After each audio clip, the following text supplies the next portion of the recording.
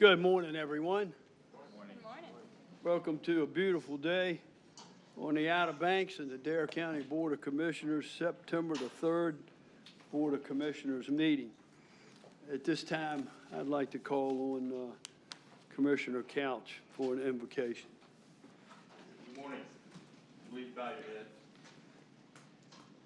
Just take a moment to seek peace and unity. Gracious Savior, we thank you for the promise of fall. We thank you for the families that are represented here. We thank you for those who choose leadership. We thank you for the many blessings that you bestowed on the goodliest land under the cope of heaven. We ask that you be with us today as we make several tough decisions, as we hear reports from those who are committed to serving the public and those who serve our country. We ask that you grant us health. We ask that you grant us a servant's heart, and we are sure to give you the glory and the majesty and all authority. Amen. Amen. Thank you, Commissioner Couch. May we stand for the pledge? I pledge allegiance to the flag of the United States of America, to the republic which stands one nation, under God, indivisible, with liberty and justice for all.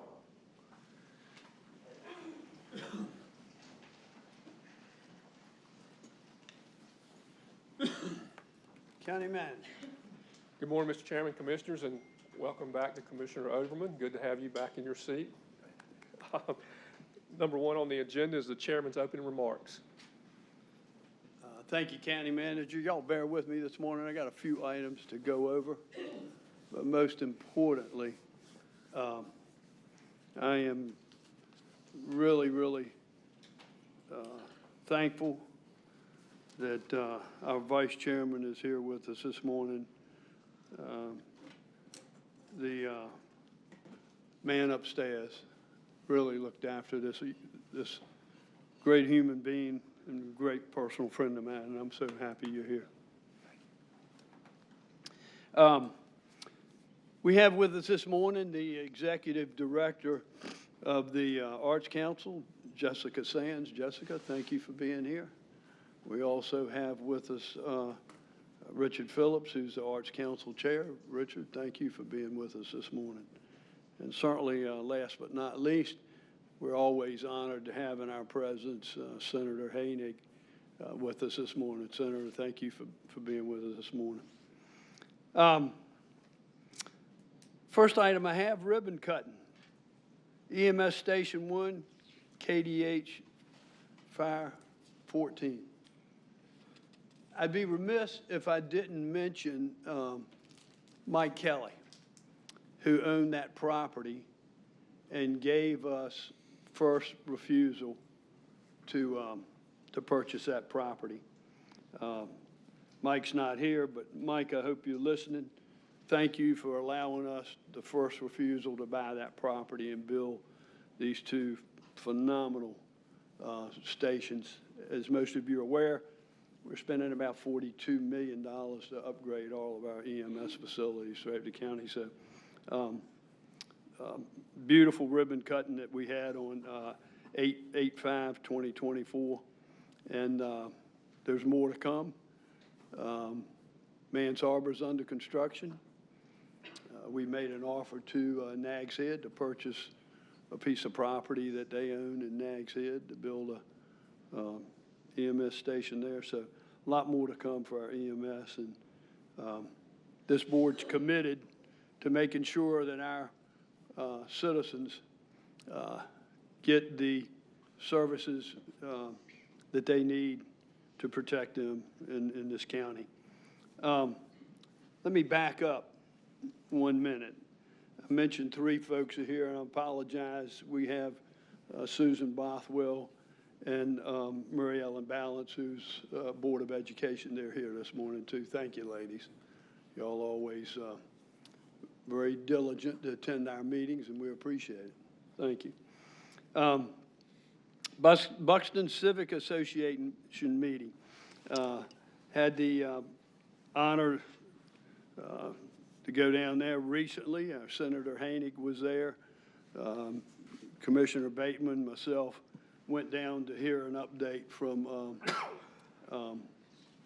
Superintendent Halleck for the Civic Association down there that on Monday, the 12th. Very good meeting, had very good turnout, and a lot of good questions asked, a lot happening down there.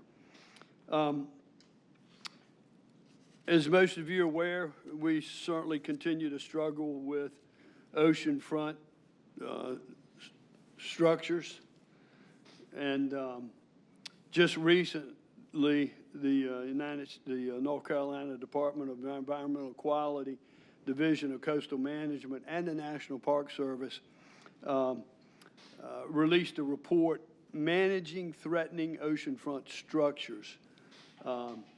This comes over a little over a week after another beachfront home collapsed in Rodanthe. The seventh such house collapsed on the Cape Hatteras in the past 4 years. DEQ Secretary Beiser clearly said there's a clear need for additional productive tools and programs. This workforce group expanded their toolbox availability, and they put out a toolbox list of things that they will continue to work on. Some of the ideas that are being considered is leveraging and expanding North Carolina's efforts to acquire and relocate and remove the threatened structures. Federal and state land management agencies are looking for funding. Considering authorizing new state programs with funding dedicated to addressing the oceanfront structures. Consider authorizing a new state program with funding dedicated to addressing threatening structures. Beach communities consider establishing their own buyout program. House owners and prospective buyers may benefit from additional information on erosion before they purchase an oceanfront home. Flood or other insurance programs could implement proactive strategies to address threatening structures before they collapse. In the old days, I can remember this back in the 50s and 60s, you could actually approach the federal flood program folks, and they would pay a portion of having your home moved back off the oceanfront. That happened back in the late 50s, early 60s in Nags Head with some structures that were there. Clarify the Coastal Resources Commission rule language regarding required relocation of threatening structures. Consider additional requirements so that potential property owners are informed about their property and the history of the risk. And owners in state and local government agencies could benefit from clarifying guidance on when officials would have jurisdiction to require erosion-threatened structures to be removed. So these are a list of toolbox items that came out of that meeting that was held recently. You may have heard recently that canine distemper virus is currently fluid in Dare County. The Outer Banks SPCA has encouraged have seen numerous cases of this distemper virus among raccoons in Dare County in the past several months. This virus can be transmitted to your pets from wildlife if contact occurs, and they're recommended people keep pets on leashes and do not allow them to approach any wildlife species, especially if they're acting unusual. Keeping pets up to date with their vaccines is certainly the best way to prevent this. People who encounter this with an animal, they should contact the North Carolina Wildlife Resources Commission. They have a helpline. That number is 866-318-2401. So most importantly, check with your veterinarian to make sure your pets has all their vaccines up to date. Another really exciting event that's going to occur on September the 15th is Dare Challenge will celebrate opening a new women's center. The Dare Challenge has 20 years of successful experience in helping men with addiction, and they're pleased to announce the grand opening of a long-awaited women's center. Dare Challenge invites the public to celebrate this opening of the Women's Center, which is located at 448 Old Wharf Road in Wanchese on September the 15th. There will be a floating meeting there from 3 to 7 p.m. They'll have pig picking event, so stop by and enjoy some music and some barbecue and take a tour of this campus before the students arrive. The main facility on the farm has been recently renovated to accommodate 6 female students and 2 staff members. So in addition, the Women's Center will provide GED classes for those who need to obtain their high school diploma.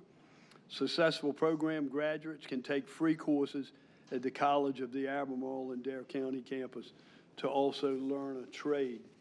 So another exciting event. I know you're looking forward to that, Commissioner Bateman. A lot of hard work on your part to make this come to fruition. And then certainly last but not least, I want to thank our board for stepping up to the plate. In recent months, we've had sod done at First Flight Middle School for our soccer fields. We've had that system sprinklered. It's lighted. It's beautiful, beautiful fields. I was out there the other day. They've got it all marked off and looking really, really good. I received this letter, and I'd like to share it with you. They asked me to mention this at public comment. So I'd like to make this a part of the record. This is from the Storm Outer Banks Soccer League. Outer Banks Storm Soccer Club would like to thank Chairman Bob Woodard and the entire Board of Commissioners, Bobby Alton, Spencer Gregory, and Ivy Ingram for their instrumental support and quick action taken to upgrade the soccer facilities at First Flight Middle School. As you're aware, access to the field space is a huge issue for youth sports here on the beach, especially for our soccer community. We are ecstatic that First Flight Middle School now boasts 2 full-size lined fields with lights and functional irrigation to keep the facility in pristine condition. We know how much time and energy goes into the creation and upkeep of these fields. And the OBX Storm soccer family is grateful for your acknowledgement of these issues and willingness to find solutions that allow our youth sports community to flourish here on the Outer Banks. These proactive measures will allow for the accommodation of the needs and demands of our Outer Banks youth sports, which grow every year as a result of ever-increasing participation of our local youth. With your continued assistance and support, we're confident that youth sports on the Outer Banks will become yet another marquee attraction within our beautiful community. For this, we remain grateful. I want to thank the Storm for their very nice letter they sent. And County Manager, with that completes my commission. Chairman, that brings us to item 2 on the agenda, and this is the presentation of the service pins. We have 2 this morning. First, we have Jamie Brown receiving her 15-year pin from Elizabeth Riley. Good morning, ladies. Good morning. Today we celebrate Jamie Brown. Jamie has been with Dare County for 15 years. She started in the health department as an accounting clerk for 5 years. Then she had a short stint in social services as an income maintenance caseworker. And in 2015, she moved over to general services and served as a floater. And then in 2019, she moved to human resources as the human resources assistant. Jamie also received Employee of the Month in 2016. Jamie is the smiling, outgoing face that you all find greeting you when you come to HR. She is well-liked by so many Dare County employees from all over the county. She's extremely hardworking, and I can count on her to do whatever is asked of her. She's extremely dedicated and is a huge team player. Jamie loves to learn and is always willing. Jamie is Dare County's wellness program guru. She's the gatekeeper. She constantly monitors our time and attendance and finalizes it every 2 weeks. She processes all the employees' applications and deals with all job advertisements. She's the first person that all new hires meet to start their pre-employment process. Jamie keeps the HR department in check. She makes sure we are where we are supposed to be at all times. And I very much appreciate Jamie for this. She keeps us organized. There are no words to tell you how large of an asset Jamie is to Human Resources and to Dare County. She's wonderful, and I'm so happy that she's part of the HR team. When Jamie's not working in HR, you can find her as a manager at Daryl's Restaurant. She's also cheering on her Pittsburgh Steelers with her husband Max and her son Warren.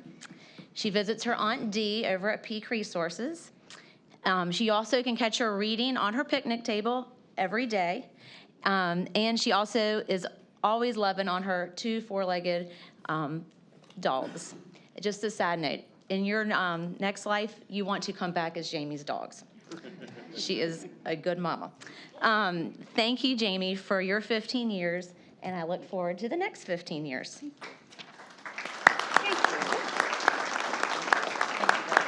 welcome.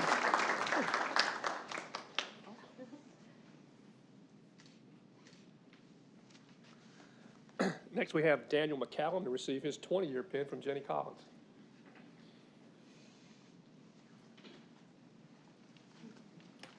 Good morning. Good morning. I'd like to introduce Lieutenant Dan McCallum, who is celebrating 20 years with the county here. He's originally from Ohio, and he used to come vacation here. Back in 2001 is when he started his public safety career as a firefighter 1 and 2. And 2002, he got his EMT certification. At 2003, he upgraded that to paramedic, and he was working for East Cleveland, Ohio, full-time at that point. He came here, he's like, well, this could be a nice place to work. And while he was on vacation, he put an application in. This was in 2004. Went back home and had to fly back a couple weeks later to come back for an interview. And he was hired. And because we didn't keep him busy enough, apparently, in 2005, he started also working for Kitty Hawk Fire Department, and he had put in 7 years with Kitty Hawk Fire during his stint here with us. In 2011, he was assigned to Dare MedFlight. He assisted with several programs within the MedFlight as far as training, selection of a ventilator, standing orders for the ventilator use, and also the selection of personnel that were assigned to Dare MedFlight. In 2015, he restless again and was hired part-time by College of Albemarle, where he teaches class there. Started out with EMTB classes and then progressed on to advanced EMT and paramedic instructor. In 2016, he got his level 1 paramedic instructor through the state. 2017, he was promoted to lieutenant. He's currently on D shift and staffs one of our quick response vehicles and is one of our supervisors in the field. He is married. His wife also works for EMS. Together they have a blended family, and they have 10 children. The youngest is 5 and the oldest is 27, so that is keeping him very busy right now. And he made a comment to me last week that the youngest is now in kindergarten, so he's got some time on his hands. So Dan, congratulations, and thank you very much for your 20 years of service with the county here. This is for you, and looking forward to many more.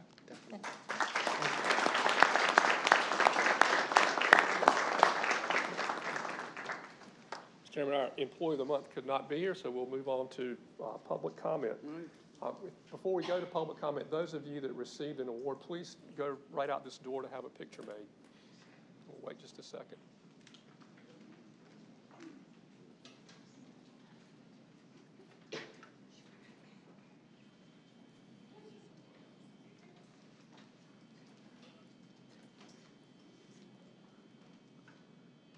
Ladies and gentlemen, now's the time that's been set aside for public comment. If you have public comment this morning and you've not signed up, raise your hand. I'll recognize you. When I do, please come to the podium, state your name and where you're from. Please limit your comments to 5 minutes. There's a green light on the podium when your time begins. There's a yellow light on the podium when you have about a minute left, and when the red light comes on, you need to conclude your remarks. On our sign-up sheet, first I have Brian Harris.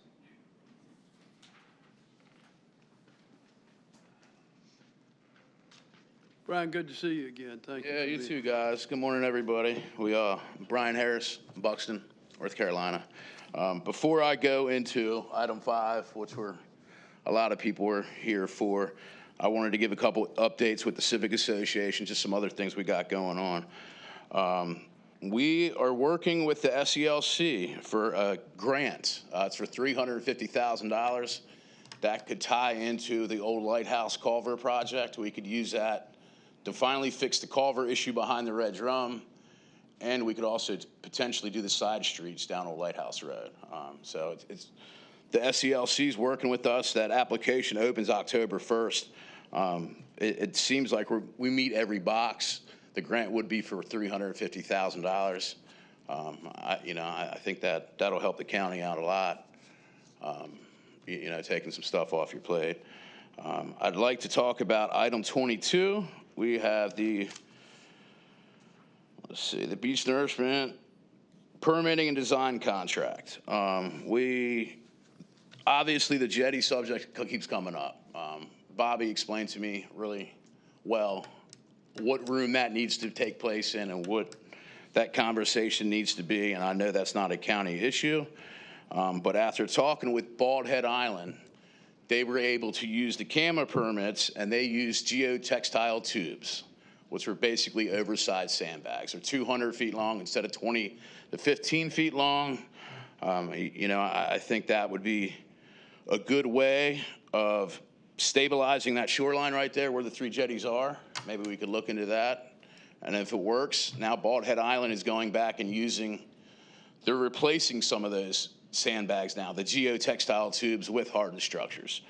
And now the reason why I'm here, I wish I had a whole lot of good news, but as I left Buxton this morning, it stinks of oil. It's this north wind's eating that beach up. It's going to be fully exposed by Wednesday. I hope you guys are able to get out there today or tomorrow. Make your way down to Hatteras, because it looks like it did last September. Colonel Sturgeon, Ms. Keisler, I know you guys just recently took over, and this is a lot on your plate. I know Carl Doctor resigned, through the DEQ Laserfee site. I'm able to access a lot of old reports and old paperwork, and, there's some circular reports from the Coast Guard from 2006. That property's been extensively mapped. There's fuel lines right now that go underneath that road that I could walk anybody out there and show them where they are. I know we're working towards this RAB board, but I just want you guys to know, we're your biggest friends in all of this. We cannot figure this out until we start communicating. And it's just, here we are. We all warned it. We all knew we were going to be at the end of the summer. It was going to get worse, and it's about to get a lot worse for Buxton. So I hope everybody can get out there this morning, because it looks like it did a year ago. It's only going to get worse. So that's all I got. Hopefully we got some good remarks coming up with your report. I look forward to talking to you guys. Brian, let Yes, sir. me ask you, is anything we can do to assist, like writing a letter or whatever, to support your grant efforts for that? They opened the application October 1st, and Lat Williams and Susan Sigmund, 2 members of the Civic Association, they're working all that out right now. Lat's, it will be at some point. We're just not there yet. It'll be later at the end of the month. I do appreciate that. Yeah, keep us posted. I will. Thank you, guys. Next on the list is John Leatherwood. Bobby, I've got some handouts for everybody. Bring it to you.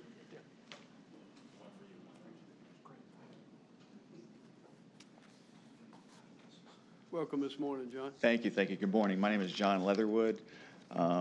I've been a resident and realtor in the Outer Banks here for 40 years, coming up in January. It makes me feel very old. I live in Southern Shores. I'm here this morning, however, on behalf of the Outer Banks Tennis Association, OBXTA.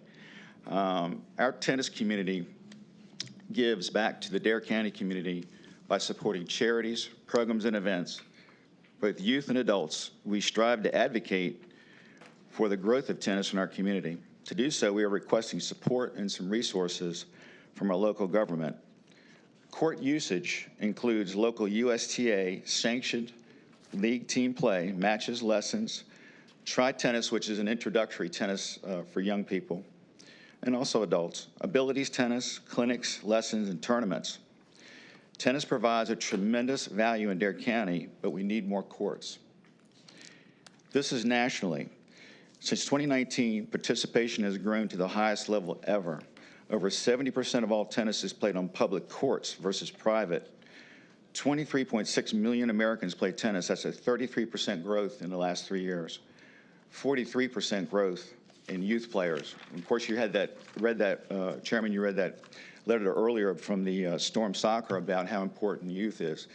Dare County, we have a focus on that in tennis as well. The Tennis Association, which when I started playing tennis again about 2 years ago, I had no idea there was a tennis association. But we do have an Outer Banks Tennis Association that's very active. It was formulated in 2007 to inspire tennis play, clinics, and leagues for all players of all levels. By 2019, in our Albemarle area, our adult league participant numbers in the Albemarle League were 372. Now it's 631. That Albemarle League encompasses our Outer Banks Tennis Association. Achievements and outreach. Local tournaments, the purpose of that is to raise charitable donations, provide a healthy and social event for participants, and attract players to the community.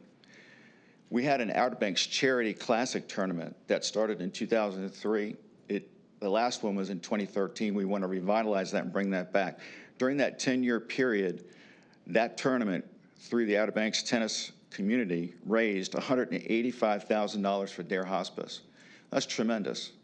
Up to 181 businesses and local sponsors contributed to that. We now, of course, have an active Love to Remember racket sports charity event. This is for the benefit of the Dementia Friendly Coalition. This tournament is held annually at Duck Woods. It began in 2020. The last tournament we had, of course, was last year. We've got one coming up in November. Just in 4 years, that has raised $100,000 for the Dementia Friendly Coalition. This is near and dear to my heart, and I'm sure yours too. Our Outer Banks Tennis Association also is a great sponsor of the Dare County Special Olympics and Abilities Tennis of North Carolina. Currently, we have up to 30 athletes, middle school and high school, meet 2 times a month, September through May. We don't do it during the summer. No Special Olympics athlete or abilities tennis athlete is charged a fee for participating in events or classes. In 2022, we added 2 Dare County Special Olympic coaches. We also regularly have 5 to 10 Special Olympics and abilities participants, volunteers. I've been a volunteer of this, and it's been fantastic. Just an amazing experience. You all have heard of the polar plunge, I'm sure. I'm not for jumping in the ocean in March. I don't know about you. But that raised $50,000 this year for Special Olympics in Dare County. These are all programs that are sponsored and promoted by the Outer Banks Tennis Association. In 2 weeks, on September 14th and 15th at Westside, we have a Outer Banks Tennis Association fundraiser charity for the benefit of Crossroads OBX. I'm sure some of you have heard about Crossroads. It's a faith-based organization to help people with addictions. And of course, there was comments about that earlier and how important that is for our youth. That thought to have that tournament formulated in June. We made it happen in July. We've got $20,000 in sponsorship money for this tournament just in a very short time. This is going to be a fantastic event as well. We've done many other minor but important sponsors of local community efforts. I want to talk about our local facilities. We want to improve our local tennis facilities and add new ones to accommodate growing interest in population. We want maintenance of our current courts, and we understand that Kill Hills are going to be refurbished soon, but what we'd like to do is have more courts. The Outer Banks Tennis Association is also asking that we as a county invest in our community by developing a plan and a budget for a tennis complex that would offer 12 courts, utilizing other courts in the area would provide up to 30 courts. The Outer Banks Tennis Association in Dare County could then be considered for hosting a state championship, which could bring in revenue up to $500,000 to our community. Look how much demand there is for functions on a national and international level for tennis. This is our hope, our dream, and we'd love for you to partner with us in developing more courts for tennis with a nice tennis complex. That's it. Thank you. John, thank you for sharing that with us. We will certainly take this under consideration. Thank you, Chairman. I have no other signups. Anyone else like to speak at public comment? Seeing no hands, are there any public comment from Buxton? Yes, we do have comment. Our first speaker is Mr. Gray Parsons.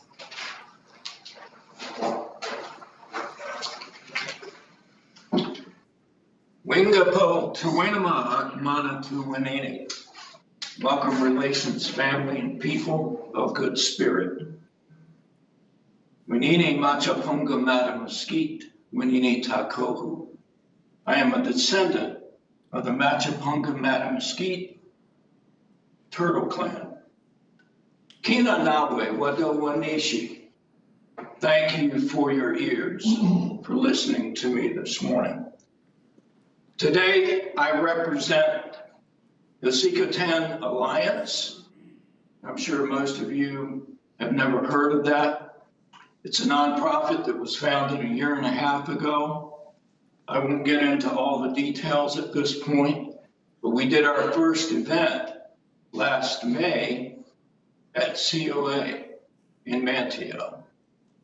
And we brought in 5 PhDs from different universities with expertise in indigenous history to the Outer Banks and the surrounding area to discuss the early contact between Chief Wingina and Misapan and the British that landed here in 1584.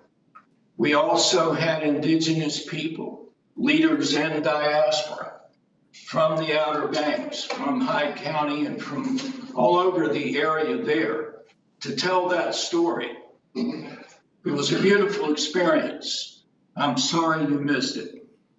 And Danny, I really appreciate you being there that day. It lent some credibility to it. Bob, I hope that you will be able to be with us next May when we do our second annual event. Each year we call this event In the Spirit of Wingina, and there are always subtitles. Next year will be In the Spirit of Wingina 2, Our Women, Our Words, Our Water. So we talk about the environment, the traditional indigenous earth ethic, and we bring Wingina back to life. Wingina happened to be the first indigenous leader on the North American continent to stand up and lose his life, protecting his people and his culture. He did the same thing any one of you or I would have done in his position. I believe strongly that we are missing a tremendous tourism magnet by not promoting this history stronger than we had. And that is the mission of this organization. In 2026, we hope to do an even larger event. And what we hope to do there is to bring in tribal leaders from across the nation to the point where the very first meaningful contact took place right here on Frisco Beach. Jamestown likes to take the credit, but the seed that planted what this country is was planted right here. And it was supported largely by indigenous people. The other organization I'm representing today is the Frisco Native American Museum. I've been a volunteer there for the last 25 years, and they told me to speak on their behalf. So there are 3 items I want to address. The first one is a very simple item that I'm hoping will be a slam dunk for the commission. Simply paint the word Croatoan on the water tower here. Okay, that would complete what we see as an indigenous trail, including the names of the original villages: Maniowanchees, Kenneth, Chickamaucomico, Hatteras. This would be the one that would complete that trail. And in 2026, when we do our big event, that title is going to be our Restoration, Reconciliation, and Redemption. And that, we believe, can plant the seeds that can help restore civility and destroy some of the division that exists in our society today. Those are lofty goals, but I will be contacting all of you for your help. And I believe Commissioner Couch will initiate the water tower possibility with the word Croatoan. Thank you for your ears. Thank you, Gary. Next, we have Alan Dufala.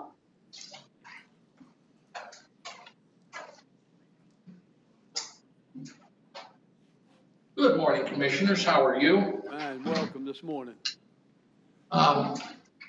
Just a little background. I've owned property on the Outer Banks since about 1998. I have become a full-time resident about 9 years ago, okay? I do have a couple of concerns, and I say this to the Commissioners.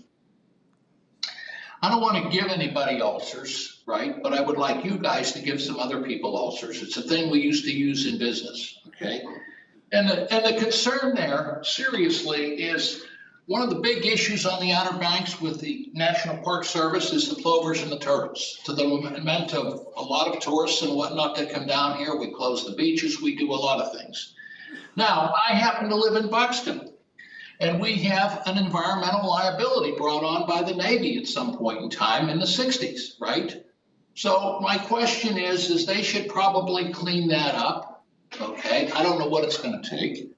But the second side of that also is, are we doing environmental damage to the plovers and the turtles, okay? I just be very simple about it. The second thing that we need to do, or should be looked at, and I know this is difficult because it affects the revenue, but the issues with these houses there's two issues. The houses that are falling into the ocean is one. And the second one, the ones that have encroached on, I believe it's the 100-foot line to the high tide line where the houses have to be back, okay? Now, we probably have, before I finish, excuse me, let's go back to and I'm sorry to be a little disjointed, this caught me quickly. But if I walk out on the beach on Buxton, I can't go to the right because that's an environmental liability, but I can go to the left and swim. I mean, really? Think about that. And I know it's not your responsibility, but my issue is you pushing somebody else to say, hey, we didn't do this, you did it, you clean it up. The issue that we should be addressing here also is the rest of the underwater obstacles, because I don't think it's a matter of if, it's a question of when somebody is going to get hurt on those. And in this cleanup, part of that should be done also. It's a shame that we've taken beautiful beaches and allowed them to be destroyed. Thank you. Thank you, sir. You're welcome. Next is Wendy London.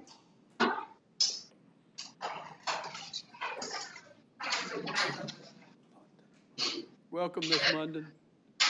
Hi, thank you. Thank you, Dare County Commissioners, Army Corps of Engineer, and Colonel Sturgeon for coming to this meeting today. You've asked for us to make our voices heard. We're here. We want to be heard.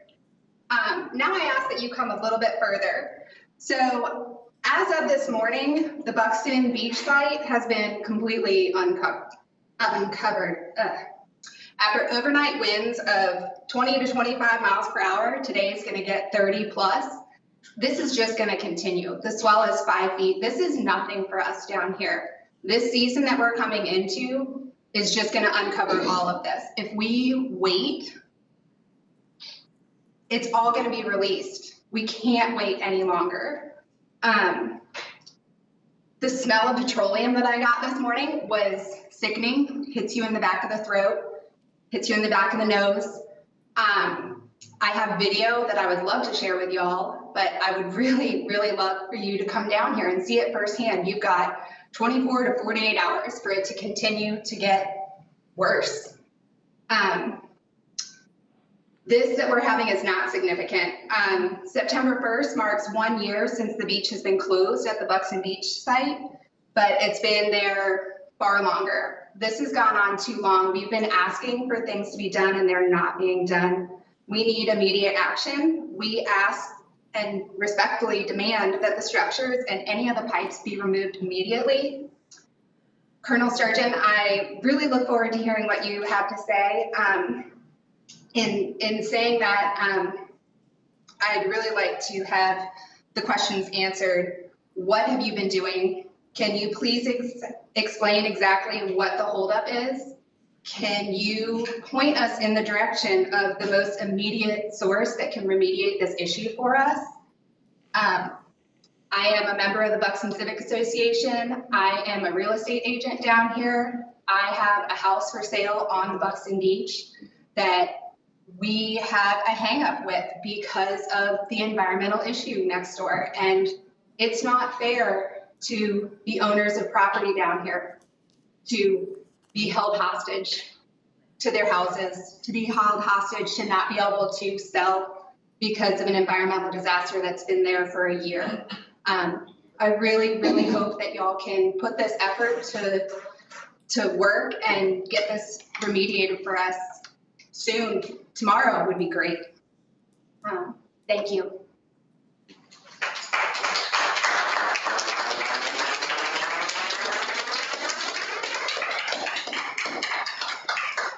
Next is Willie Munden. Hi, Commissioners. Welcome. My name is Willie Munden. Oh, hi, sorry. I live down here in Buxton, just off of Old Lighthouse Road, and I want to agree with, first of all, with Wendy, because I went down to the beach this morning, and yesterday, if you'd gone down to the beach in the morning, you'd have seen mostly summertime conditions. And within 24 hours, the beach has completely changed. And 24 hours from now, it'll change some more and so on. This is something that we've seen many, many times, and the erosion's not going away. So I'd like to talk about 2 or 3 things. Number one, I come from a background of working at NASA for over 20 some years, developing systems and doing engineering, doing systems engineering and so on. And one of the things that keeps occurring in this problem with the Buxton Beach is we are trying to piecemeal little pieces of things to try and fix problems that are systematic. We have a systematic problem with the beach erosion, not only in Hatteras, but on the East Coast of the United States. And so some of the things that we're doing, such as doing monitoring and sampling and so on, are important, but they're only important in that they create a system that allows for the nourishment and stabilization of the beach, and on as permanent a basis as is humanly possible and as possible with the budget that could be available. So one of the things that I've seen over the years is that, and I think we're starting to enter this period with the beach erosion, is there's just going to be sort of obfuscation of the real problem, which is the absolute stabilizing of the beach, building out the beach, possibly building jetties, putting sandbags like Brian talked about in the interim to stabilize the beach so that we don't lose more, and we don't lose more houses. So I would strongly recommend that number one, immediate action, any immediate action that can be taken to the Buxton Beach be done to stop the erosion that has already occurred and is occurring. And number two, to create a longer term project to to stabilize the beach, probably including jetties and so on. This should not take a long time. This is not a 10-year study that has to be done. Based on my experience at NASA doing very large projects and things like that in the whole take a longer time, you could have an engineering study done in less than 6 months that would point you in the right direction to get this done in a systematic way and a more permanent way. And finally, I think I agree with Wendy that it's very important for y'all, as many of y'all, to come down over the next few days and just see what in a few short days happens down here in Buxton, especially with northeast storms, but also even during the summer with southwest winds blowing and doing beach erosion. It happens constantly. It changes every single day. And you all should come and see and smell what's going on right now. Thank you very much. Thank you, Willie. Does anybody else would like to speak? Okay. State your name. Good morning, everyone. My name is Jeff Dawson. How are you? Welcome, Jeff. Appreciate you. I just want to get up and reiterate pretty much everything that everybody else has said. I know a big problem seems to be we just don't get enough public comment from Buxton. So here we are all trying to group together and provide public comment. And it seems like we're all in agreement. The Navy site needs cleaning up. We seem to have adopted a policy of bridges over beaches. I think we need beaches, not bridges. We keep retreating from the ocean. Our entire ocean front's going to end up looking like the north end of Rodanthe. It's going to be unswimmable, uninhabitable. There's nowhere for turtles and birds to nest if there's no beach. We have a huge problem that we desperately would love y'all's assistance on. That's why all these good folks are out here today. And once again, I don't really think I have anything new to say other than to just reinforce what the others have already said and to, beg for your assistance. Thank you. Thank you, Jeff. Anybody else? That concludes comment from Buxton. Chairman, that takes us to item 5 on the agenda, and Colonel Sturgeon is here with the Army Corps to give us an update on the Buxton Beach project. Colonel, welcome this morning. Good morning. First, I'd like to thank everybody here for allowing me the opportunity to come here and address you on, Buxton Fudd's, property. And for the outstations, I appreciate your participation as well. First and foremost, I did want to say that myself and a team will be heading down to Buxton directly after this meeting. So look forward to seeing you down there on the beach and, talking a little bit further. I know you're primarily interested in, the finding results for the overall soil samples that we took when we removed the pipe. Those results are not finalized yet, but what I can do is tell you that some of the preliminary data from the soil sampling did detect petroleum above the state's screening levels in the areas where we took out the pipe. All right. So I wanted to be transparent even before it was released to come here and brief you on that. So what does that mean? We're still receiving, input and comments, from our environmental munitions center of expertise. Also, our agency stakeholders as well. So sharing that information with them is also important. Number 2, we did some geophysical work, so ground penetrating radar for the area there at Buxton Beach. And the data that has come back so far is that there aren't any underground storage tanks that we are able to locate.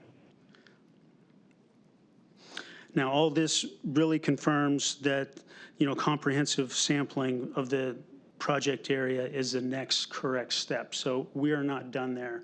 And that's the main point that I wanted to say with those first 2, comments here before the board. So just a basic recap of, the things that have occurred since May. I don't want to go all the way back to 1982 and 86. I know that you have a full agenda here. So what I'd really like to talk about is starting out in May, just not too long ago. As you know, we removed the pipe and sampled around the surrounding areas. Those samples were sent to the overall lab. We removed a 70 to 80 foot pipe. It was not connected to an overall storage tank. And soil sampling was subcontracted out at that time. Although the pipe that was thought to be the possible source when it was removed, our floods team has not been able to identify the source of petroleum significant enough to cause the volume of saturated organic material that has previously washed up on the overall shore, which further reinforces the need for more comprehensive testing. Also, in May, the Environmental and Munitions Center of Expertise, that's our internal, that center resides with Huntsville. They did an independent test of all the documents associated with the overall project over the years. They determined that all the processes and protocols were followed, but they did give us some recommendations. One, to conduct more sampling in the project area to help fill in the blanks of the past investigations. And like I said up front, we're going to go beyond further than that overall recommendation by sampling and performing a comprehensive testing over the entire project area, not just certain areas. Additionally, that Tiger team or independent review team asked us to do some ground penetrating radar or geophysical work. So we have done that, and that was accomplished in late June timeframe. That report is still currently underway and under internal review. The recommendations also resulted in the approval of funding to move forward to actually contract out that comprehensive testing. Currently, it looks like that overall contract award is going to be awarded in October timeframe. Again, I acknowledge that this is a lengthy process, and each step in this process is required by the U.S. Army Corps of Engineers Quality Management Regulations. During the entire process, we've sent out news releases, made social media posts with updates as details have become available. We'll continue to do this. We want you to know that we're diligently working towards determining what actions need to be taken to resolve this overall situation. I've met with agency representatives as well as some from the community who live and work here, and I understand the frustrations and the process that we're going through. But I will tell you that there is a way ahead. We do have comprehensive testing that will go underway and will be contracted out in October.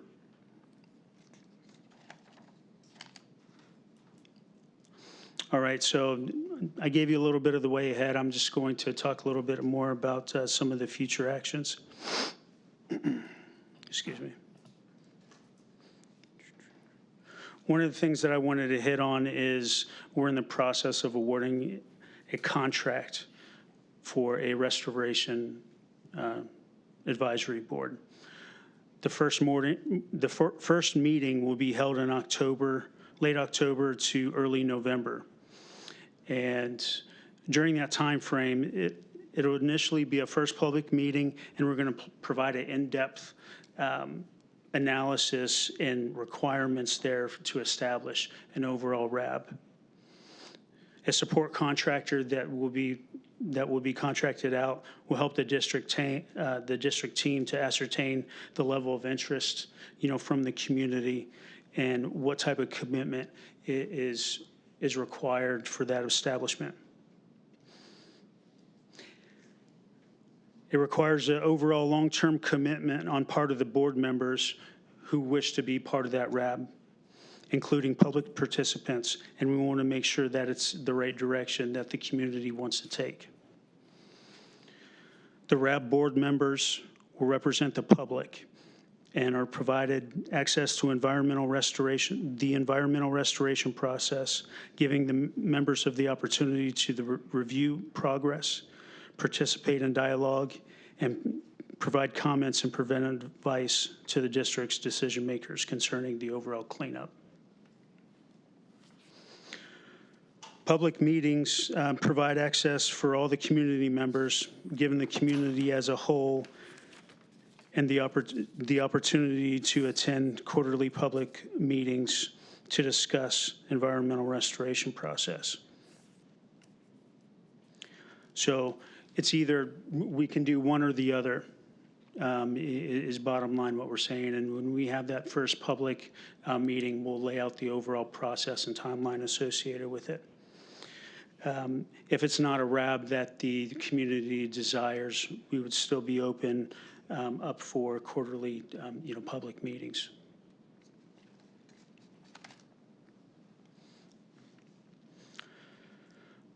All right, so our team is still reviewing the performance work statement to award the overall comprehensive, sampling there. So determining the overall scope of work is going to be very important before we just go out and start digging holes. Just remember, it is going to be over the entire project area, so we're going to use a little bit more deliberateness in our approach.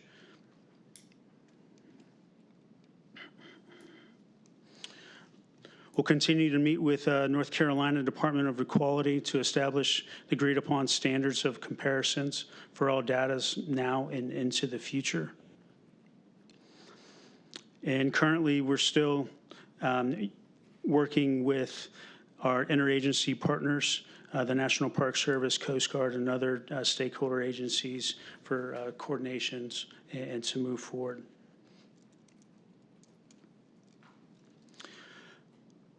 Getting back to the overall soil sampling report from the pipe removal in May, it's in its final steps of review. We will get that over to the National Park Service for comment, and then once they have viewed that, we will be releasing that to the public. And then for the geophysical report or the ground penetrating and the radar, it's going to go through the same process there, and we'll make sure that it's deliberate. There will be an independent technical review team looking at that before it is released.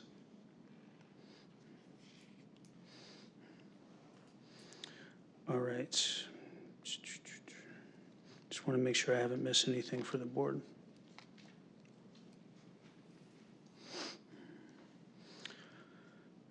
All right. Yeah, that covers it. I wanted to talk about the soil sampling and the initial results that we received back from the pipe removal back in May. I wanted to talk about the geophysical, aspect of the overall project site. But I also wanted to talk about future RAB opportunity, for the community. And lastly, that we will be moving forward with a comprehensive testing for the entire project site. We remain committed to transparency in our communication, and we'll continue to keep the community updated, either through news releases, social media posts, agency stakeholder meetings, as well as any type of in-person meetings that we have the opportunity to attend.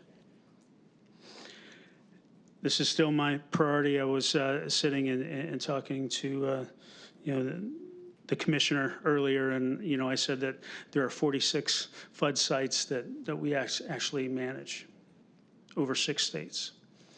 And Buxton is the one that has received my full and undivided attention. So that's a reinforcing, fire there that, this is a priority, and it is for my team as well. So with that, gentlemen, ladies, I can take any questions that you may have. Thank you, Colonel. I'll yield to the board, see if they have any questions. Commissioner Ross? I do. Colonel, thank you so much for being here today. It means a great deal to us. I'm sure I speak for everyone that you're here addressing the assembled folks here in the room, our board in person, as you have done. And I was at the meeting we held in the Southern Beaches back in May as well. So again, thank you for that. And very special thank you that you and the team will be going directly to Buxton after this meeting in person, because what we heard from public comment was rather disturbing, I thought, with regard to the petroleum odor and so forth that the winds have kicked up there. I did have a couple of questions.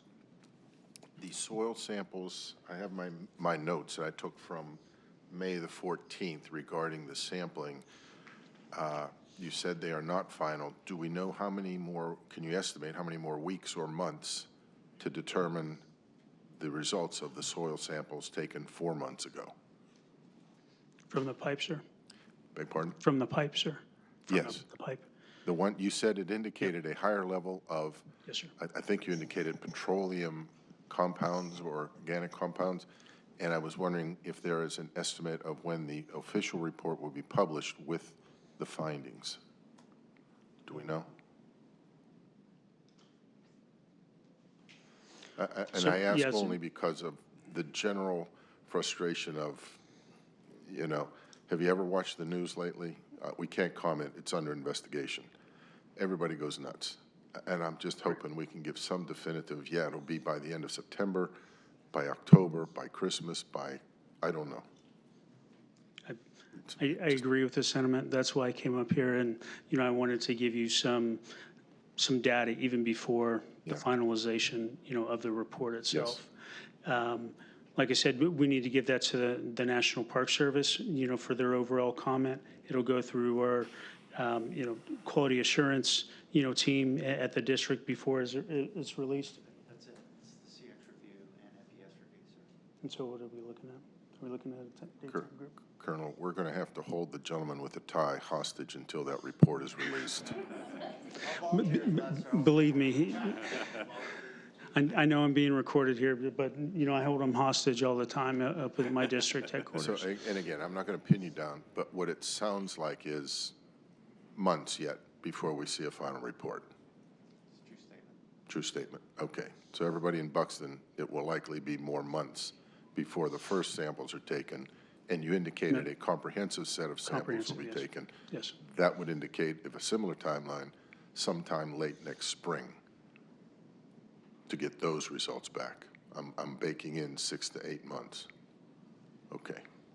Number two, it has been. Hold on, Commissioner Ross. Yes, While sir. you're on that topic, Yes, if you sir. don't mind. Am I right in understanding that there's two agencies that have to make this review? Is that correct? Park Service and who else? The DEQ, right? Center of Expertise. Environmental expertise, Environmental Center of So Expertise. two agencies. And am I under the impression that the Park Service has already responded? No, they don't have the report. They have not yet. They have not got the report? They have not received the report yet, sir. Okay. Why?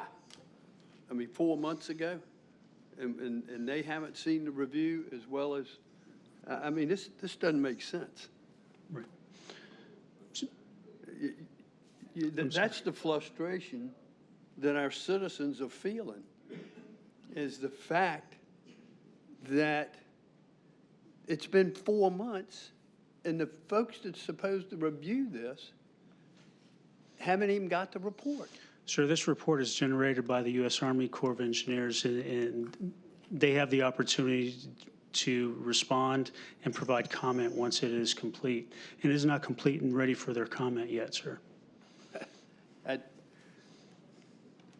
That's the part that is so frustrating with the federal government. And it's Colonel, I'm not pointing fingers at you. This is unacceptable. It is totally unacceptable.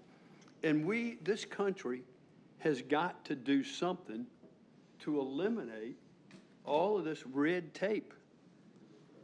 And is there not a sense of urgency from those who are employed with the federal government to act responsibly? Sir, there's a huge level of responsibility and sense of urgency associated with this project, sir. Well, we're having a hard time convincing our citizens of that, I'll be honest with you. I'm sorry to interrupt Commissioner Ross, but I had to interject that.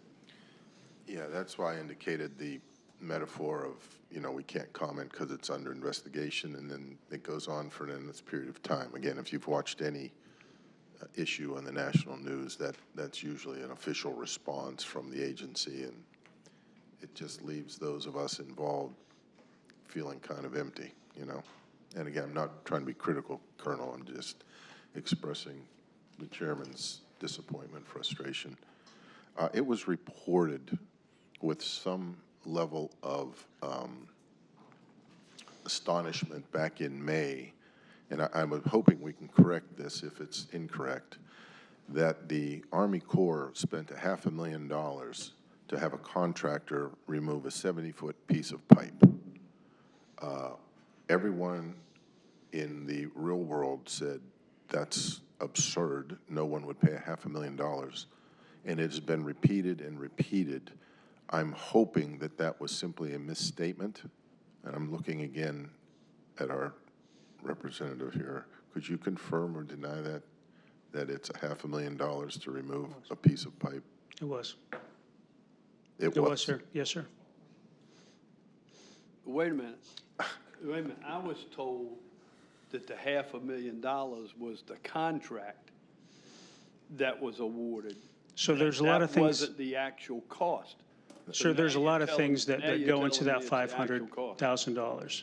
One, all the workup to get the contract ready to go is going to cost a portion of that for the Corps employees, right? To put the contract out on the street, to remove those pipes, to actually do the contracting, also to do the overall report and for that contract is all within that $500,000. It wasn't just $500,000 to you, sir, to remove a pipe and be on your way. There's a lot more that goes into that. Right. I'm looking at county attorney because I know we do similar work when we put RFQs out and receive contracts and so forth. I was disbelieving that we would spend $500,000 to just move that 70-foot piece of pipe. Number 3, we've talked a great deal about the soil samples in the area and the potential toxicity of the petroleum distillates that are remaining or not remaining in the source of said distillates and petroleum remnants. But we continue to skirt around. What about the big chunks of concrete, debris, rebar?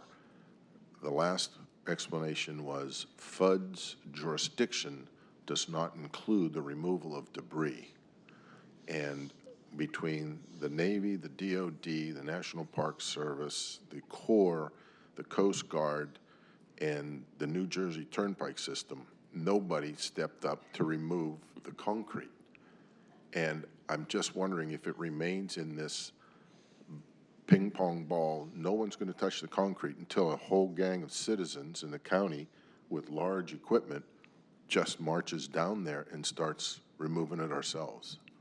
Sir, nothing has changed with the overall floods authority. Right. So, okay. And so so it's going to stay there. Even if we find complete clarity or lack of contaminants, God willing, all of the debris and other concrete and so forth will remain there for posterity. Nobody is going to touch that. Sir, is it contaminated? No, it's just concrete.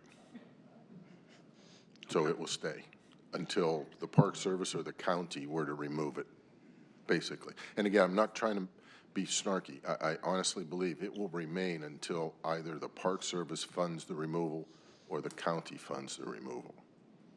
I don't anticipate any change in the remit or jurisdiction of the FUD's authority for remediation and cleanup.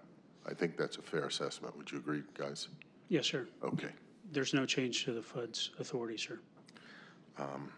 I'm going to go out on a limb and predict that when you convene in early November the interest for a rehabilitation advisory board in the local community, it will come back with a resounding yes, please.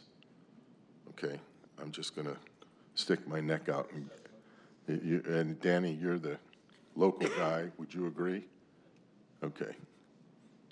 I would even speculate we could probably accelerate this with the assumption that you've got a tremendous amount of community interest. Last thing, and Mr. Chairman, this is to your point. I was recently able to have lunch with United States Senator Ted Budd from North Carolina. And in the course of that discussion, we discussed a number of things on a national and frankly international scale. And he said, is there anything that you guys have that is of a local interest that we might be able to help? I said, Senator, I have one thing. Please, who has enough, I'll just say it, juice, to say, clean up the mess in Buxton? Don't build us new buildings. Don't give us massive grants worth millions of dollars. Please clean up the mess that the Navy left there, that these citizens are living with day in and day out. Who can do this? Is it a bill in Congress? Is it a phone call to the Secretary of Defense? Is it a personal visit with the Vice President, the Chief of Staff? I don't know. But I literally was begging him for anything he could do, or his office, that can break through this apparent, and again, sir, I'm not attacking, I'm saying the frustration of the endless review, months, study, we don't know, we'll form a committee, we'll test, it'll be another 6 to 8 months. FUDs will not touch the non-contaminated remnants of structures and rebar. It just leaves us feeling very, very frustrated and disappointed, and so that was my last-ditch effort to reach out to our senator in the hopes that he or the Senate could initiate enough action or pressure within the departments with budgets that make our county look like pocket change at best. The amounts of money, $500,000 for a pipe. I mean, the kind of money. Anyway, I reached out to him, and they promised that they would listen. County manager, I know you spoke to his, I think, chief of staff on that and relayed information. We had lunch, Bobby and I had lunch with him. Yeah, okay. And we talked as well. Yes, sir. Had conversations with Senator Tillis's office in the same vein. Senator Tillis, okay.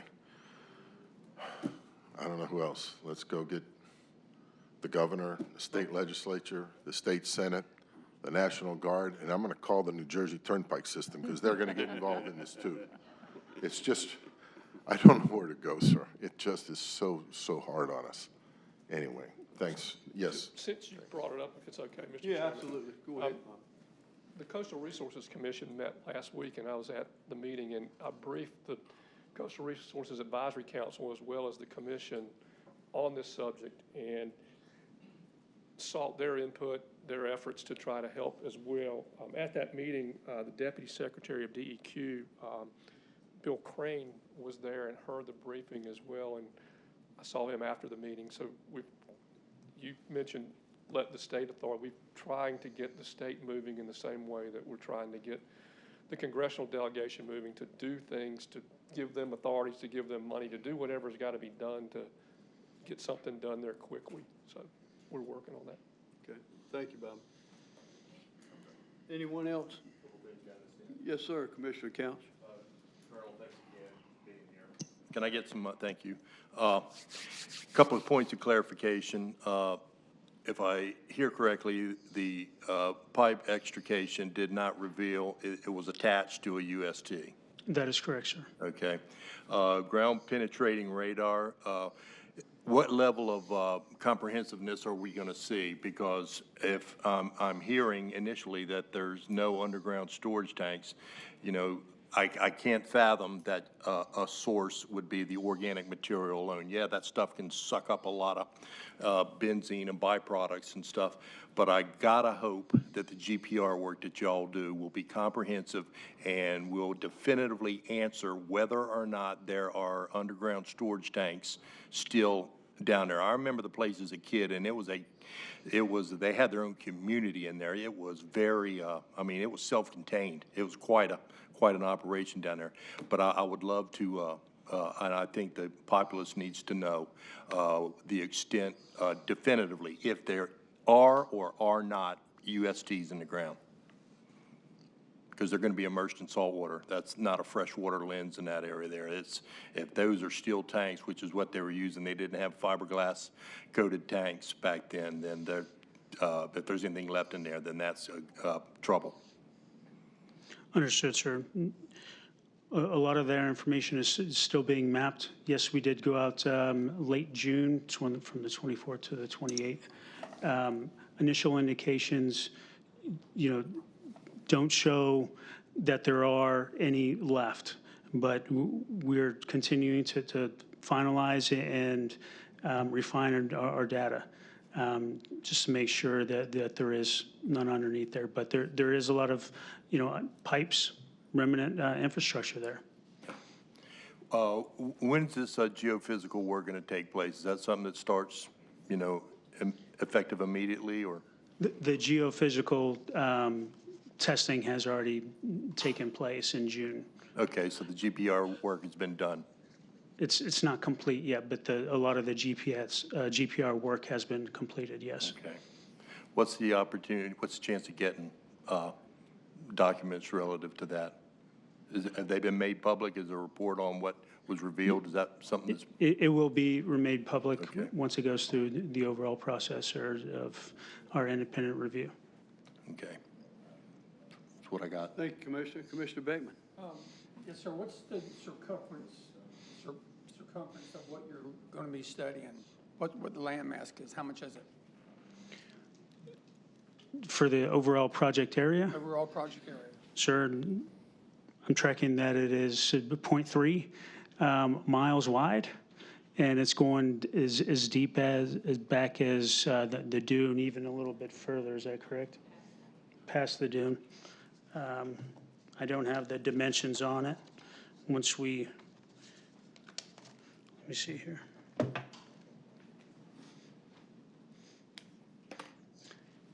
It kind of looks like a T, if you will. 0.3 miles across on the beachfront, and the overall test area will go back about halfway past the pond, and you'll see the overall road. I believe that's Lighthouse Road that goes into the overall. The reason I was asking, folks from the Civic Association said that there were some pipes underneath a road. I think he alluded to earlier. Maybe there might be a storage tank or something, because the property was vast. Maybe they had tanks off the area.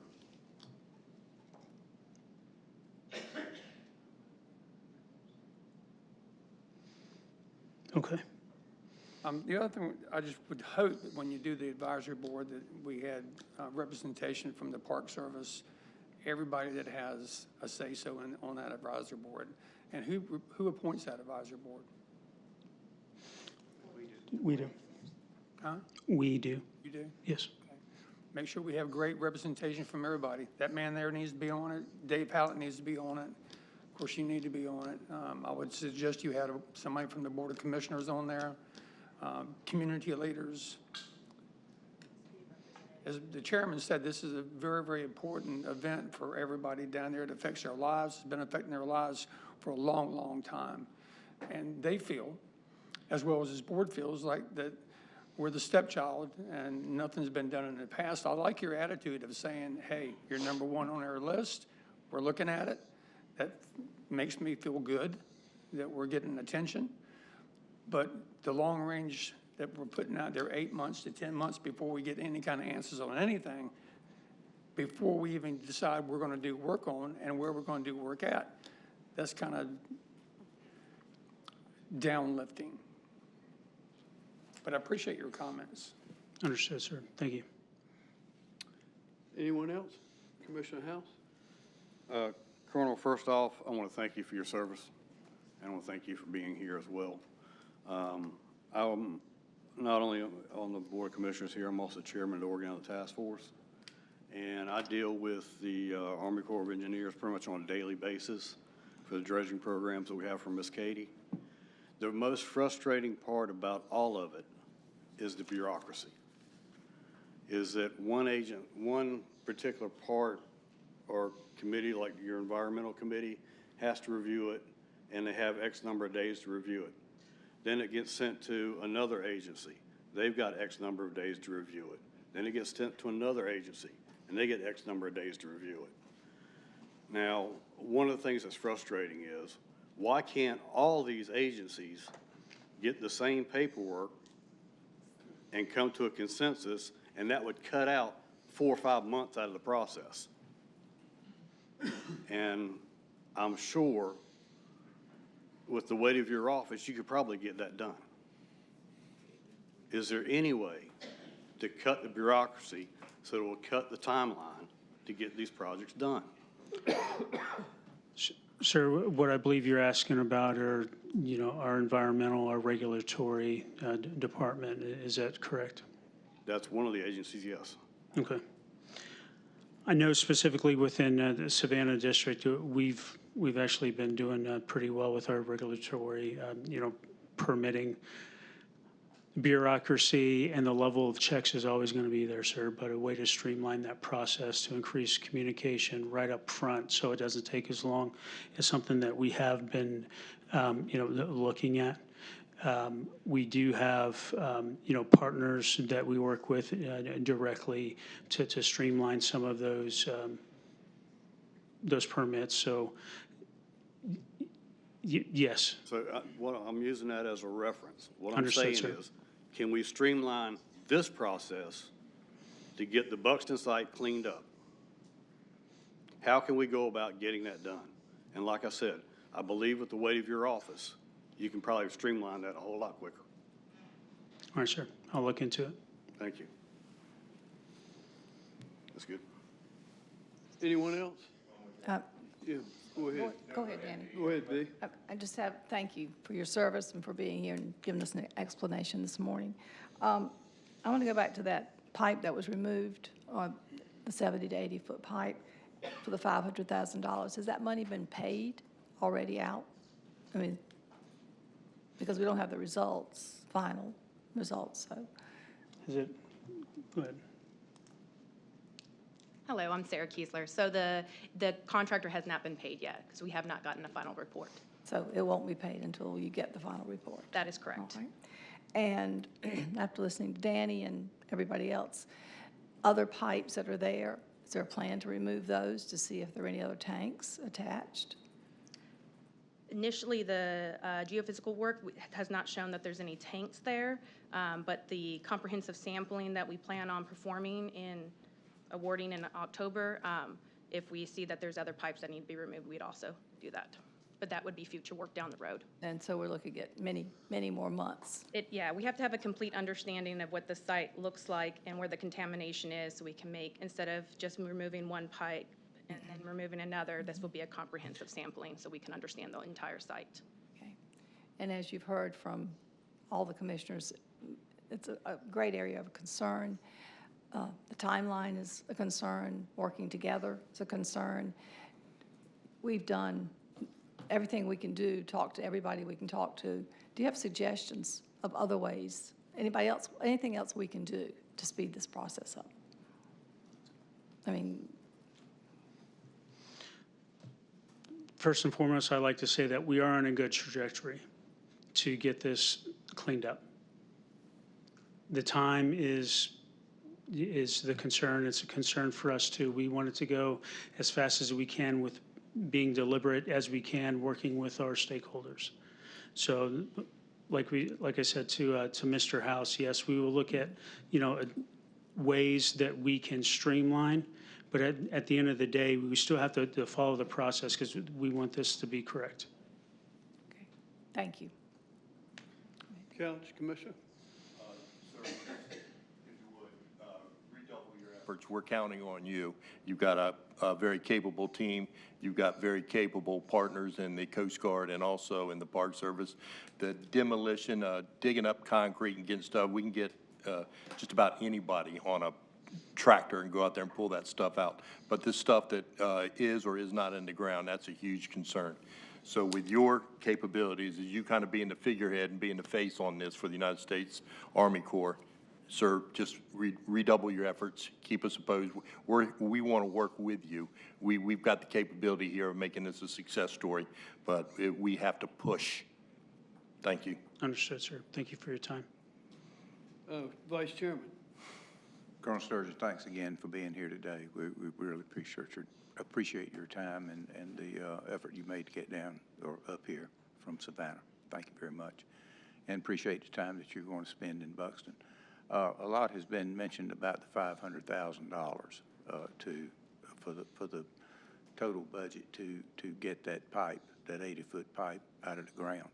My question is, will there be a budget that is available for folks to look at to see the total? I understand, or I think I understood from what you said earlier, that encompassed the whole project, from studying that to see what was necessary to get it done, the whole 9 yards, Yes. and all the way through getting it done, getting rid of it. But will there be a budget available for folks to see that shows that total budget for that project and what was encompassed in it? I don't know. We're going to have to go through all of it. We're going to have to ask. I don't know the answer to that. Excuse me, but who do you have to ask?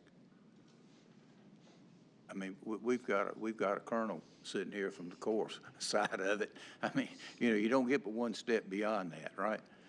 Well, sir, this is true, but it's going to have to go through Office of Counsel. I don't know the process of releasing that information off the top of my head. So it's not public information? I'm not saying that. I'm saying I don't know. Can we take that down and get back with you? Yes, sir. Thank you. Okay, board, anyone else? Well, then, once again, Colonel, you reached out to me and asked to be here, and that I commend you for that, not doing this over the phone, and your willingness to be here and be as transparent as you possibly can, and I can't thank you enough for doing that. Once again, I appreciate your service to our country. I appreciate the job that you have, and I'm encouraged to hear that of the 40-some flood sites that this is your top priority. I quite honestly do not envy you with your task. I know you're genuine. I know you're working extremely hard. But this bureaucracy is totally unacceptable in this country, and God help you working through it. I mean, look what we experienced trying to replace the Bonner Bridge. You had an environmental assessment done for Dare County, environmental assessment done with Fish and Wildlife, environmental assessment done with Parks and Service, environmental assessment done with DEQ. And the list goes on and on and on and on. And as Commissioner House said, this bureaucracy is totally unacceptable. And I'm just thankful I'm not in your position to have to work through it, because it's unacceptable for a year now, when this first started, that we are nowhere further than the fact that we haven't gotten the data yet, but we're nowhere further from the fact that we removed a 70 to 80-foot pipe. That's where we are. a year. I mean, folks, you know, God bless our residents on Hatteras Island. I mean, this is, you know, I don't know what, I understand their frustration, you know. I wish that there was something stronger that this board could do for our citizens of Hatteras. We've been, I mean, the very day you did the testing, the county manager, myself, and Vice Chairman, we were in D.C. talking to our legislators, trying to get them to help us to get something done.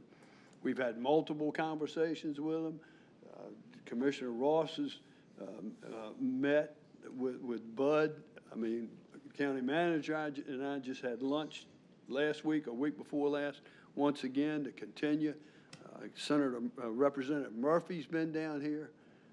We've reached out to Senator Hainig, our representative in the House. They're doing everything they can from a state point of view to try to push this. And I'm preaching to the choir. I'm not preaching at you and giving you a hard time, but somehow you have got to express that same frustration that our board has and our representatives have of why this is taking so long. It is, I cannot say it enough. It is totally unacceptable. And with that being said, Mr. Chairman, thank you for going down this afternoon after this meeting and taking a look at the site. Hopefully that will, after looking at that and seeing what's happening, you can talk to your higher ups and say, guys, this is critical. We need to move faster. So thank you again for that. Yes, sir. Thank you for your time. Thank you, Commissioners. Mr. Chairman, and you guys don't need to answer this. Maybe on your drive down to Buxton, you might amongst yourselves. If this identical situation with the fact case being identical and it occurred on a beach in Rehoboth Beach, Delaware, would the citizens be hearing the same answers? Would you all face the same burden of bureaucracy and delay? Or would someone say, enough, this needs to be fixed now, fix it? Again, no need to respond. I just honestly believe it would be a very different situation if this contamination and debris was on a beach in Rehoboth rather than Buxton, North Carolina. Well, also look at the bridge in Baltimore. Look how fast the Army Corps of Engineers worked on that. Immediately. And Completely different. different, but same organization. Yeah. I'm sorry, Colonel, but I'm beyond frustrated. I have frustrations too. I'm just not communicating them to you or the public. So I thank get you. it. I get it. But I think you can understand where we're all coming from. And again, thank you for coming, and I do thank you for your service as well. Thank you. Yep. Okay, folks, thank you, Colonel, and we shall move on. County Manager. Yes, sir, Mr. Chairman. Item 6 is a public hearing. Each year we get grant dollars from the state NCDOT for our transportation program, and in order to accept those grant proceeds, we have to have a public hearing, and we also have to have you adopt the resolution that's in your packet. So we will conduct that public hearing. Is there anyone here like to speak to that issue here today? Anyone in Buxton like to speak to that issue? Hearing no one, we would close that public hearing, and the resolution's in your packet for adoption.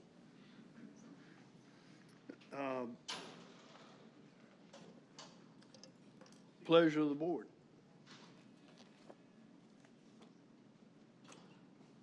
Sorry, move to approve. Okay. There's a motion on the floor to approve by Commissioner Ross, and it's been seconded by the Vice Chairman. And those in favor of the, any further comments? Those in favor of the motion signify by saying aye. Aye. Opposed, like sign. Motion carries unanimous.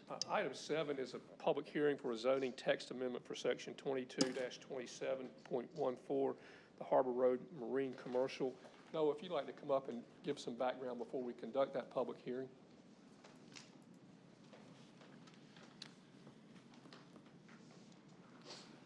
Good morning, Noah. Morning. Morning.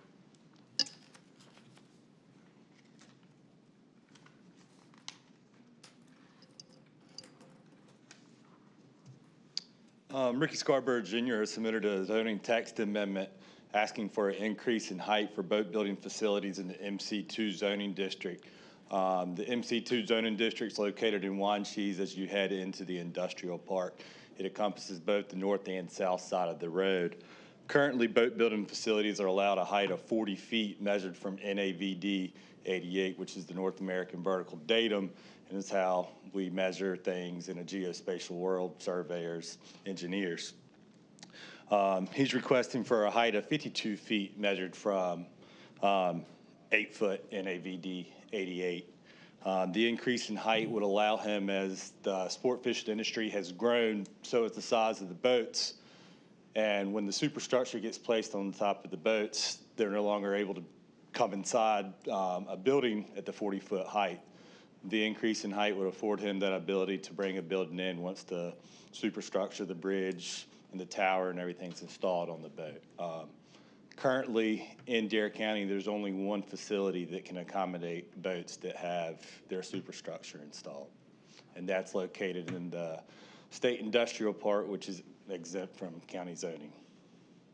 So, and the applicant is here today to answer any questions as well. That we would then conduct the public hearing. Does anyone here like to speak to that issue?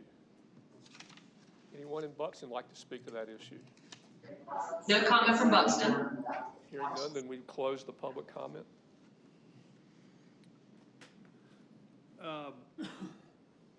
Reading over the notes, were there any, was there any opposition to this from any of the residents in the area with respects to the planning boards? No, sir. When the planning board reviewed this 2 months ago, members of the Wanchese Preservation Alliance actually came to the meeting and spoke in favor of the text amendment in support of Mr. Scarborough's request. They spoke in favor of it? In favor, yes, sir. All right, then I'll ask the board if they have any questions. I don't have any questions, Mr. Chairman, just an observation. I thought y'all did a fine job on this. Was looking at the stuff, looking over the packet and the, just some of the fine print. You've made this issue kind of stand up and dance a little bit, so thank you. I think you and your staff did a great job, and I appreciate Ricky's patience on this. Okay. Let's roll. Pleasure of the board. I move that the draft amendment section 22-27.14 MC2 zoning district be adopted as recommended by the planning board. A statement of the consistency and reasonableness as prepared by staff is adopted as part of this motion. Second. Okay, there's a motion on the floor by Commissioner House, has been seconded by Commissioner Bateman. Any further discussion? Hearing none, those in favor signify by saying aye. Aye. Opposed, like sign. Motion carries unanimous. Boom. Chairman, item 8 is another public hearing. This is a zoning text amendment to section 22-31 group development. And once again, Noah, if you would give some background on that issue.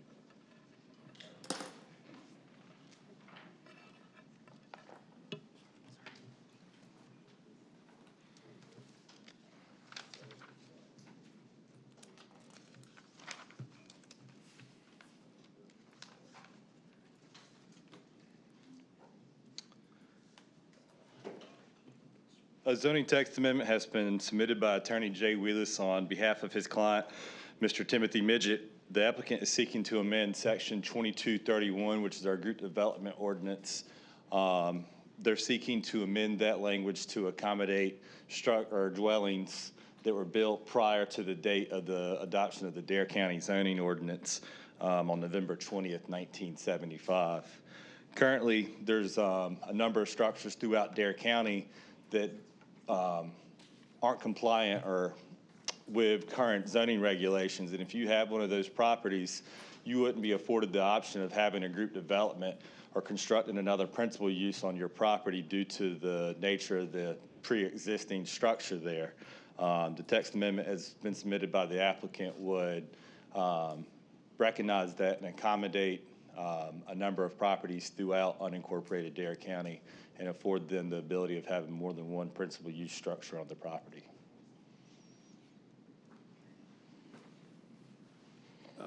Once again, Noah, I'll ask that same question. Any opposition at the planning board level? I don't see any. No, sir. No written comments or verbal comments. Okay. Then I will ask the pleasure of the board. Mr. Chairman, if, Well, you need to ask if there's public comment first. Yeah, we have that public comment Oh, first. yeah, that's and then more absolutely, questions. I'm sorry, that's correct, thank Any you. questions for? Yeah. All right. Ladies and gentlemen, does anyone here like to speak to that issue this morning? Anyone from Buxton like to speak to that issue? No comment from Buxton. With that, the public hearing would be closed, Mr. Chairman. Okay. All right, now we're back to this, the pleasure of the board. Mr. Chairman, I move that the draft amendments to Section 22-31 group developments be adopted as recommended by the Planning Board. A statement of consistency and reasonableness as prepared by staff is adopted as part of my motion. All right, thank you, Commissioner Couch. There's a motion on the floor. Is there a second? Second. Seconded by Commissioner Bassnight. Floor is open for further discussion. Hearing none, then those in favor of this motion signify by saying aye. Aye. Opposed, like sign. Motion carries unanimous. Thank you, Jay. Chairman, item 9 is a special use permit number 3-2024 for Kenneth and Angela Daniels Group Development.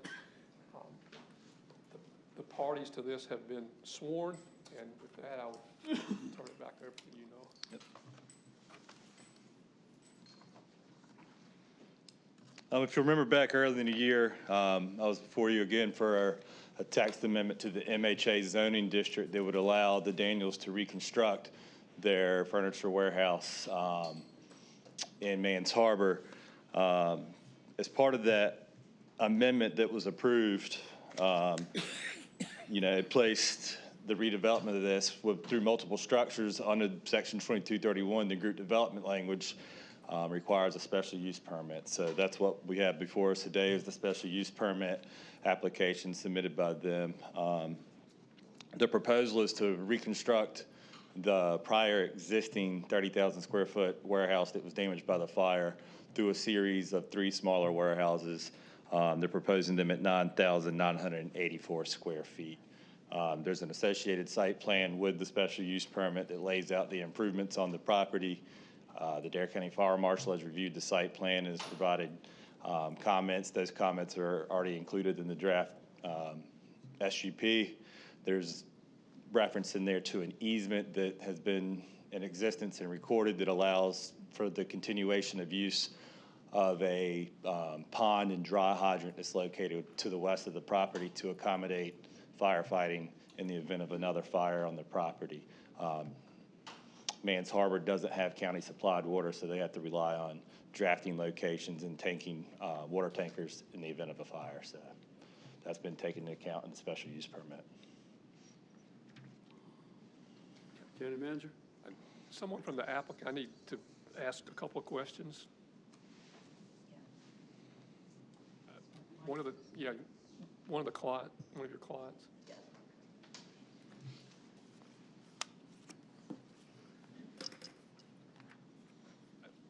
Mr. Daniels? Yeah. Okay, just three or four questions. One is, do you consent to the faxes that were just presented by Mr. Gillum? Yes. And 2, do you consent to the admission of the file that we have in this matter to the board as evidence in this matter? Yes. Okay, and do you consent to the terms of the proposed special use permit as presented? Yes. Okay, that's all the questions I have. Is there any other evidence to be presented? Hearing that be all of my questions, Mr. Chairman. And with respect to the special use permit, he's agreeing 100% to the conditions that were placed on it. Is that correct? Okay, just want to make sure. All right. Pleasure of the board. I make a motion. Motion to approve draft SUP and the site plan. I move the special use permit 3-2024 and the associated site plan for Kenneth and Angela Daniels Group Development consisting of 3 furniture and appliance warehouses be approved. Second. Motion on the floor by Commissioner Bateman. It's been seconded by the Vice Chair. Any further discussion? Hearing none, those in favor of that motion signify by saying aye. Aye. Opposed, like sign. Motion carries unanimous. County Manager, we're going to take a 5-minute break. Sir.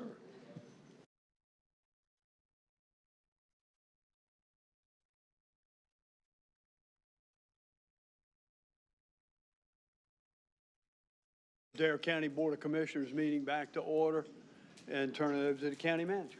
Chairman, that brings us to item 10 on the agenda. This is a special use permit number 5-2012 issued to J.T. Dixon at City Beverage for mini storage group development. The parties have all been sworn, and I turn it back over to you, Noah.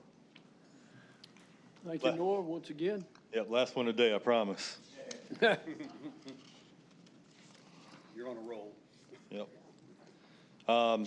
Mr. J.T. Dixon, a City Beverage, has submitted an amendment to his existing special use permit that was originally issued back in 2012. Since then, there's been other revisions and amendments made to the special use permit as his property has grown and business has expanded. With this proposal, it's another expansion of the project. He's looking to construct 5 new structures and expand the property's services by having portable mini storage units, just much as we saw a couple months ago, the business in Mans Harbor expanding and doing the same. The development proposal and site plan has been reviewed by the Dare County Fire Marshal. His conditions have been added to the draft amendments to the special use permit. A copy has been provided to the Dare County Airport Authority and reviewed by their staff engineer. Conditions reflective of his comments have been added to the draft SUP as well.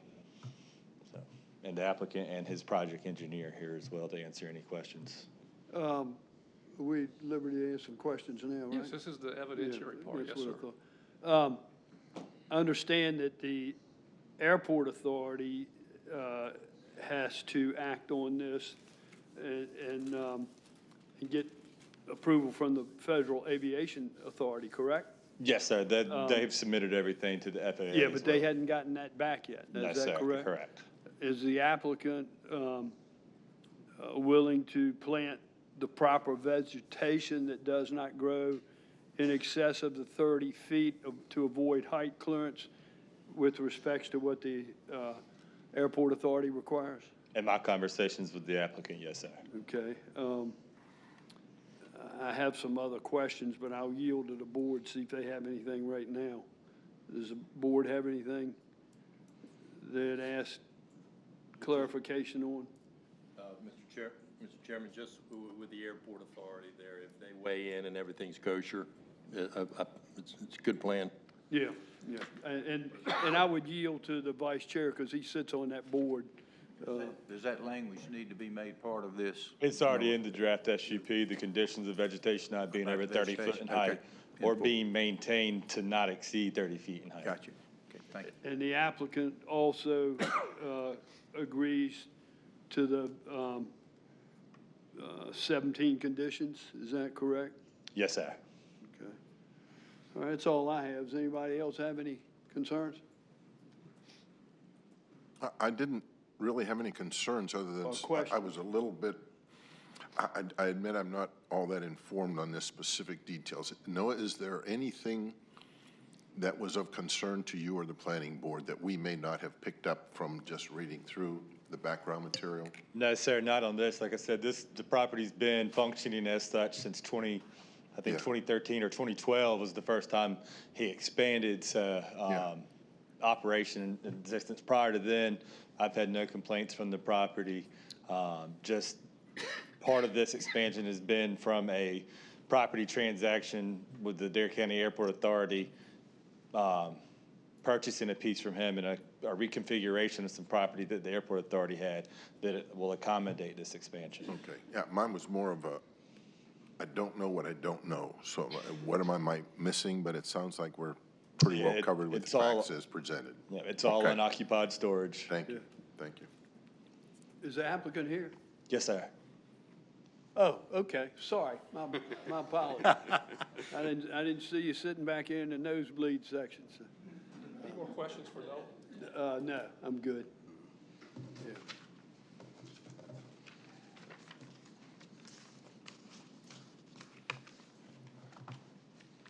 Chairman, I'll ask my questions, and then if you all have questions of Absolutely. the applicant as well. Thank you, gentlemen. Appreciate it. First, do you consent to the facts as they were presented by Mr. Gillum? I do. Okay, and second, do you consent to the presentation into evidence to the board of the file that we have in this matter? I do. And do you consent to the proposed SUP as presented? I do. That said, is there any other evidence to be presented? Mr. Chairman, if you have questions. No, Noah's answered my questions, that they agreed to the conditions. They agreed to my concern about the airport issue with the buffer and the 30 feet not to exceed. So I'm good with what I've asked. What about the rest of the board? Any rest of the board have any concerns? Okay. So am I under the impression that FAA has not come back yet? That's correct. It hadn't come back to them yet. So this would be a contingent on? Yeah. Yeah. I think that's in the note. That's in the note. Yeah, there's Right. a condition that It's the condition. expansion couldn't take place until all state and Right. federal approvals had to receive. Gotcha. Right. We had to go through that same process already. We got you. Fun, isn't it? Yeah. Other government agencies. Yeah. Well, thank you, gentlemen. Pleasure of the board. Oh, you have a question? I was going to make a motion. Oh, okay. Yes, sir. I move that the amendments to SUP 5-2012 and associate site plan for the city beverage Ace Mini Storage Group Development be approved. Second. Okay, there's a motion on the floor by Commissioner Bateman to approve. It's been seconded by Commissioner House. Any further discussion? Hearing none, those in favor signify by saying aye. Aye. Opposed, like sign. Motion carries unanimous. Thank you, gentlemen. Thank you. Chairman, item 11 on the agenda. Megan Beasley, our librarian, is here to present a proclamation declaring September as Library Card Sign-Up Month in Dare County. All right. Thank you for being so patient this morning and waiting. Oh, absolutely. Thank you for having me here today. Commissioners, Bobby, Dorothy, Dave. I want to thank you for having me. As today marks 1 year since my appointment as your Dare County librarian, I wanted to share some numbers with you quickly before we read the proclamation, if you don't mind. Yes, ma'am. Commissioners Basnight and Bateman have heard me often say the Dare County Library is experiencing a growth phase. And if you were to look across all library data points, you'll find an upward trend.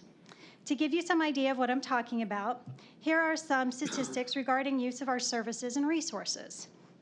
These percentages are from the fiscal year ending June 30th, 2024, and they are 1-year averages over the prior fiscal year. Circulation of ebook and digital audiobooks is up 15%. Circulation of print and physical materials, 18%. Home visit material checkouts, 51%. Log-ons onto our free Wi-Fi, 33%. Use of our public internet computers, 156%. Attendance at adult programming, 127%. Finally, but not least, new library card signups are up 25%. Dare County Library added almost 2,000 new card holders last fiscal year, and our patrons checked out over 211,000 items. These numbers show that Dare County residents use our library resources. Wouldn't it be great if even more of our community members took advantage of the materials, technology, and services that our amazing Dare County Library staff provides? Which is why I'm here today to ask you to sign this proclamation declaring September as Library Card Sign-Up Month in Dare County. I shall read the proclamation now. Whereas libraries are essential for the education and development of children, offering everything from preschool story times to college and career planning resources for high school students, nurturing literacy and a love for reading. Whereas libraries provide welcoming and inclusive spaces where individuals from all backgrounds can learn and connect, bridging cultural, ethnic, generational, and economic divides, and strengthening the social fabric of their communities. Whereas libraries are committed to creating and maintaining diverse programs and collections that reflect the communities they serve, ensuring equitable access for all. Whereas libraries assist people of all ages in navigating life's complexities, offering access to research, information, and government services that enhance productivity and fulfillment. Whereas libraries boost the local economy by providing critical access to technology and training for job seekers, entrepreneurs, and students. Whereas during times of crisis, libraries and their staff play a vital role in supporting communities both in person and virtually. Whereas the shared resources provided by libraries help households save money, conserve resources, and reduce waste, offering a simple way to make a positive impact. Whereas a library card ignites creativity and empowers individuals to explore new interests and pursue lifelong learning. Whereas libraries uphold democracy by promoting civic engagement and the free exchange of information and ideas for all. Now, therefore, do I read this? All the Yes. way? Okay. Now, therefore, be it resolved that the Dare County Board of Commissioners proclaims September as Library Card Sign-Up Month in Dare County, North Carolina, and encourage everyone to sign up for a library card today. Motion to adopt. There's a motion on the floor by Commissioner House to adopt the proclamation. It's been seconded by Commissioner Couch. Any further discussion? Just, ma'am, what are some of your efforts going to involve to get the word out here in addition to this? I'm just curious. Oh, well, we've already put it in our newsletter that went out last week. We've got advertising through our Facebook and social media efforts. We're going to community outreach through our various organizations through which we partner. Outreach to our educators and schools and stuff. Well, yeah, everyone, anyone that we can touch. We have special bookmarks too that we're going to be passing out to community members as well to encourage engagement. Great. You got a good operation down there in Hatteras. I'm in there a lot. I enjoy interacting with those people. They're very personable. Hatteras is, yeah, they've really done a really amazing growth, as my word is, my growth year down in Hatteras this year. Thank you. Thank you. I got one quick question. Yes, sir. Does the library card expire? Technically, after 2 years, it expires, but that's simply because we need you to confirm your contact information. So really, it doesn't, quote unquote, go out of use. We just need you to. So if you have one, it's a good idea to make sure that you have your updated information every couple of years? Yes, Oh, okay. yeah. And if you try and go and use it and it doesn't work, give us a call so we can update that information and make sure you're in the system. That's probably what's going to happen in my But case. that card you got in 1954 still got. I'm telling you. We're happy to update anyone's card. Just give us a call. Give me a call. Take care of it. Chairman Woodard, just. Yeah, like that's to a say- good question. But I have a question. Can you tell us ways to sign up? Do we come to the library, online? Oh, well, absolutely. Thank you, Commissioner Vastine. Yes, you can call us. You can come in.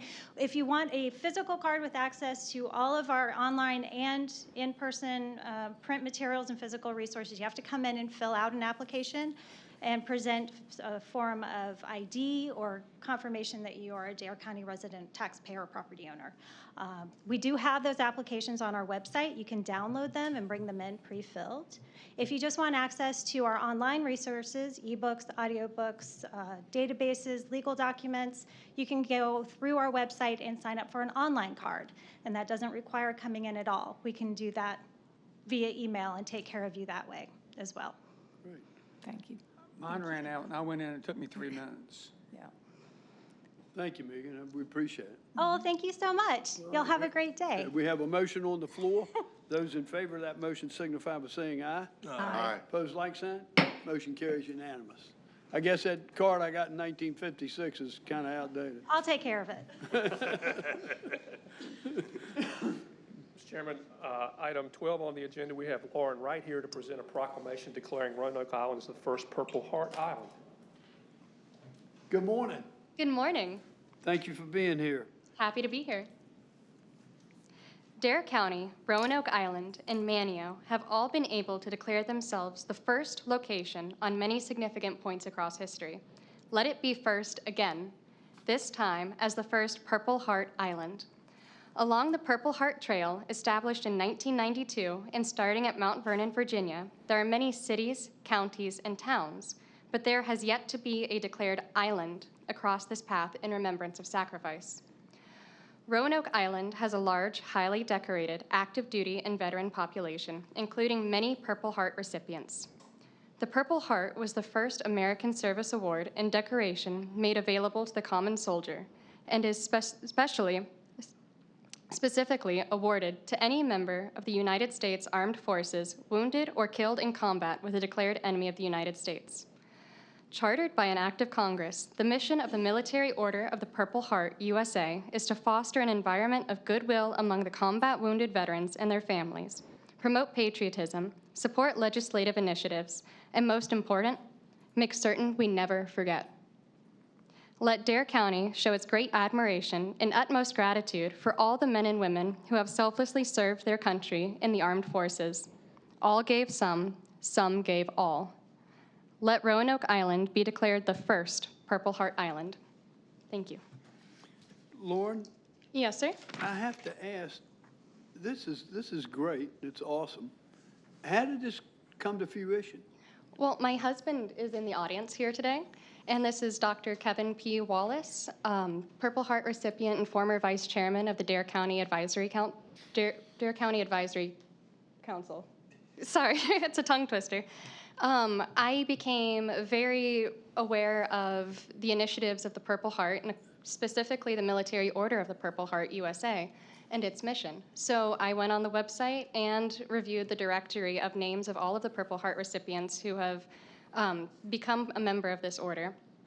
And there was nothing really from this area to show our support or remembrance of the sacrifice. So I reached out to the Military Order of the Purple Heart, and we are literally just one signature away from you guys today on being able to have signs made and to put up around Roanoke Island. Well, that's awesome, and thank you for being so diligent and thinking about that, and most importantly, thank you for your service. And I mean, I'm honored to be a part of signing this. So. Thank you. Would you like to take a moment to read the proclamation? I would like to. Thank you. Absolutely. Whereas the County of Dare has great admiration and utmost gratitude for all the men and women who have selflessly served their country in the armed forces, and whereas Roanoke Island has a large, highly decorated active duty and veteran population, including many Purple Heart recipients, and whereas, first created as the badge of military merit by George Washington in 1782, the Purple Heart Medal is the oldest military declaration presently in use.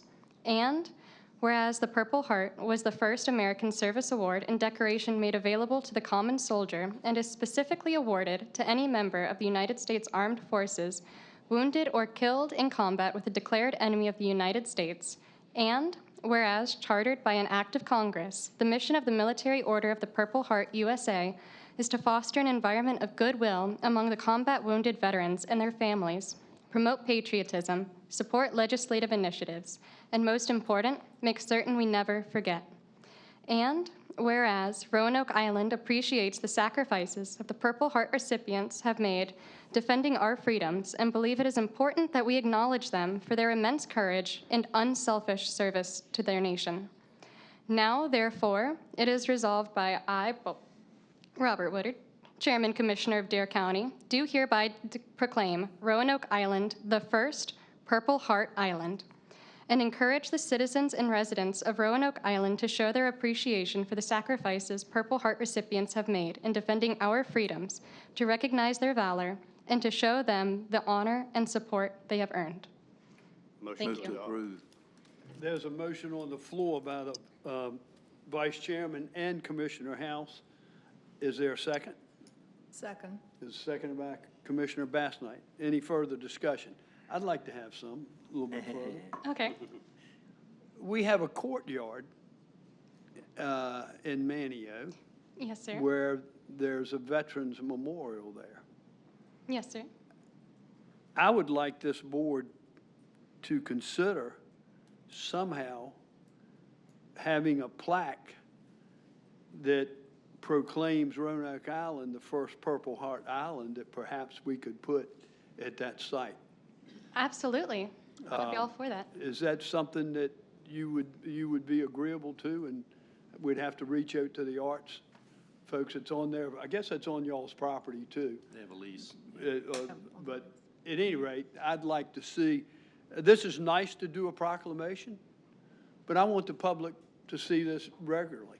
Absolutely. So I would encourage my board that we find the funds to provide a plaque to put at the Veterans Memorial there. I would amend the adoption of the proclamation to include that proposal. Okay, would the other maker of the motion do the same? Absolutely. Would the seconds agree? Absolutely, yes. Absolutely. Good idea.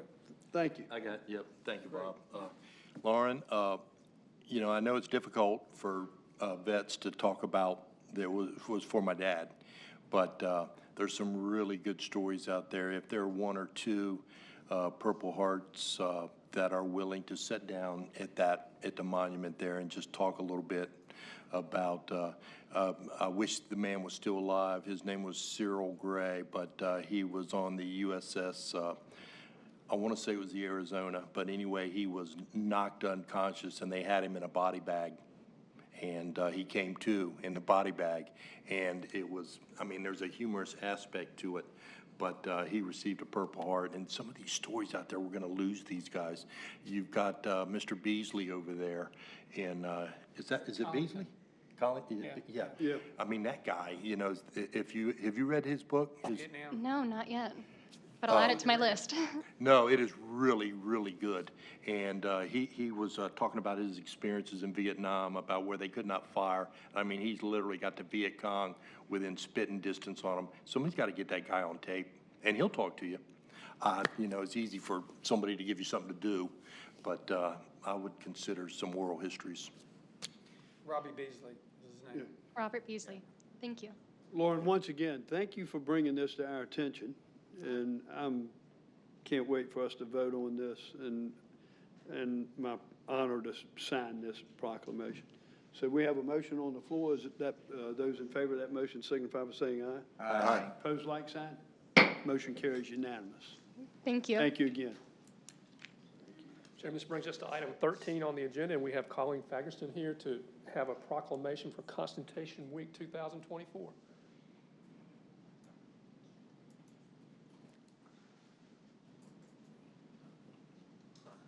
Good morning, ladies.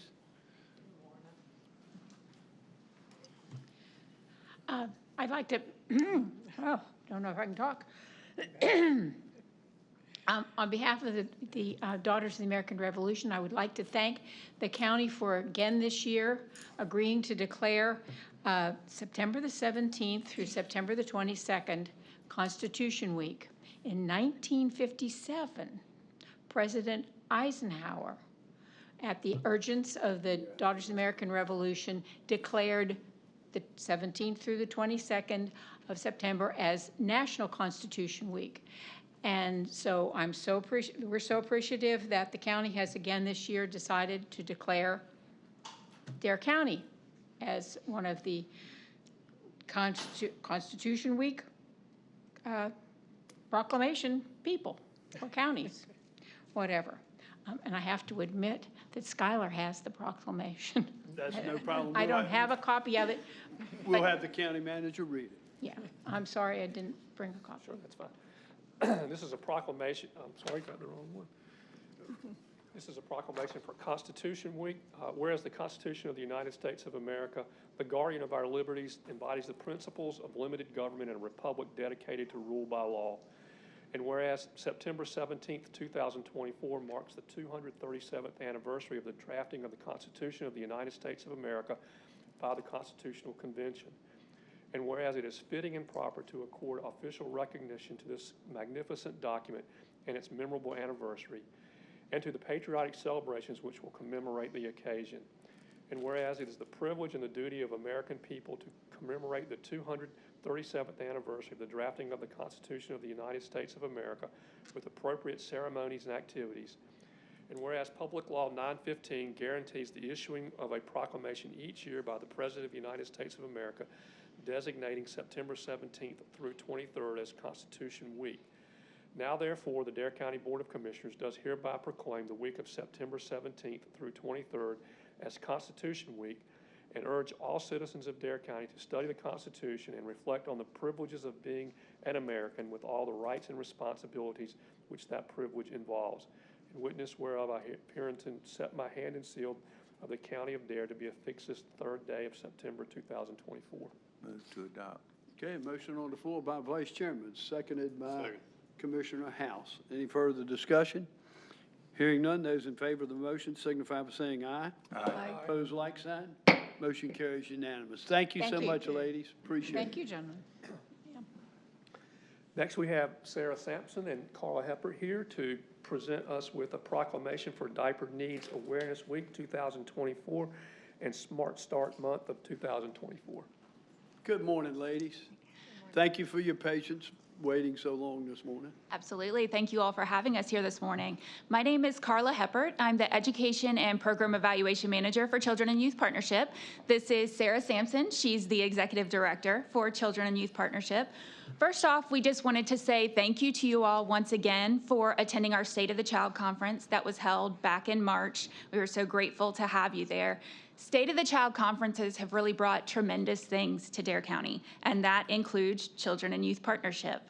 So in 1994, our organization was actually created following the second State of the Child conference.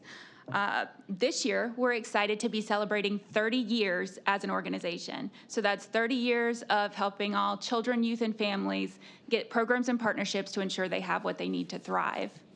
So we have a PowerPoint that I think will come up there. You can see it back here. But one of the things we're going to be doing for our 30 years is celebrating. So we're going to have our 30th birthday at Dowdy Park. It's going to be on Saturday, September 21st from 3 to 5 p.m., and that's Dowdy Park in Nags Head. We're going to have live music. We're going to have yard games. We're going to have a scavenger hunt, and, of course, cake, because a birthday party is not a birthday party without cake. But we invite you all to come out and join us on that day to help celebrate. We invite the community out as well. I think you guys have a hat back there that has an invitation attached to it. The hat has our slogan of helping families thrive, and then the invitation has all the details you might need to be able to join us that day. So this year marks a big milestone for our organization. We're celebrating 30 years since we were created out of a 1994 State of a Child conference, charged with focusing on issues that came out of that conference. 3 years later, in 1997, we began administering the North Carolina nationally recognized early childhood programs called Smart Start. And we are excited to share with you that the state of North Carolina has declared September as Smart Start Month, acknowledging the Smart Start Network's commitment for over 30 years to ensure that all North Carolina children enter school healthy and prepared for success. And as a partner of the Smart Start Network, we are committed to raising the quality of early childhood care and education, partnering with families to build on their strengths, and improving community health.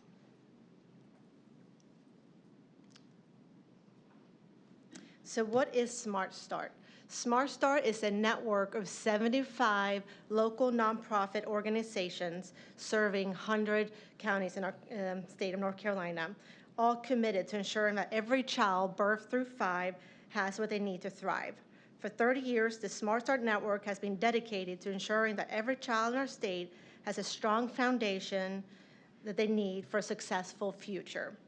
And one of the unique strengths of the Smart Start Network is that it's locally county-based and has a county-based structure, which allows us to tailor programs that meet the needs of the families and children in Dare County.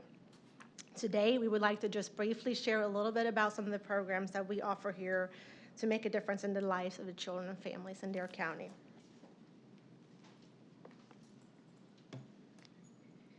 So beginning with the benefits of early care and education.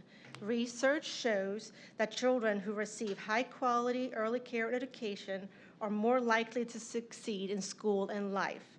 To truly thrive, children need to receive the support right from the start. We are dedicated to increasing access to high-quality early care and education opportunities.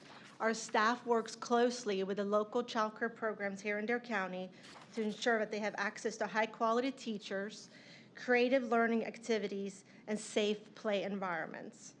We offer referrals to parents that seek childcare, and we partner with Dare County Department of Social Services to provide financial assistance for families that can't afford childcare. As a follow-up to the State of a Child Conference, and as part of a Smart Start network, we are focused on finding solutions to the state's childcare crisis. We aim to explore strategies and initiatives to address the workforce crisis and implement family-friendly workplace policies, and to develop a child care recruitment plan.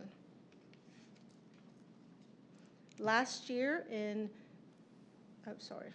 going to stay on that for a second.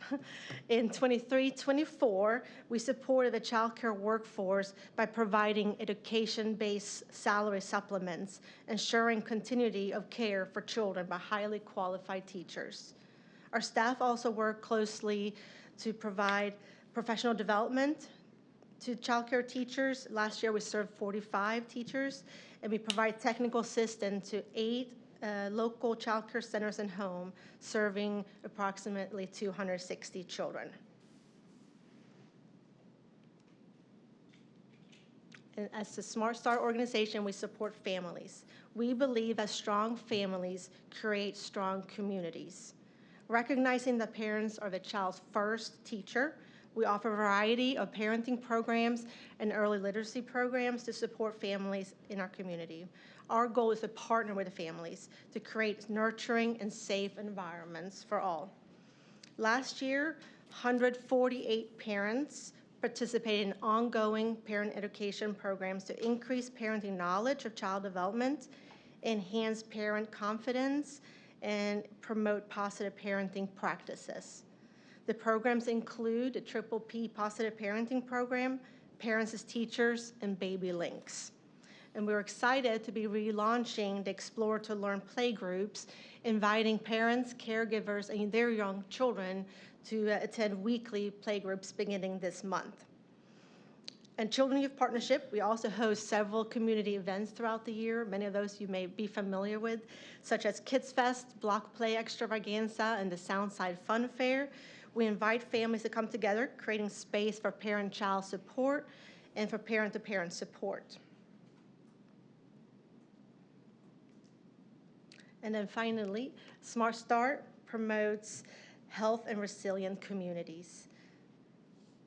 Children Youth Partnership was 1 out of 10 communities that were awarded the North Carolina Healthy Resilient Communities Grant, which is a statewide initiative that aims to increase protective factors and positive childhood experiences for children, families, and communities.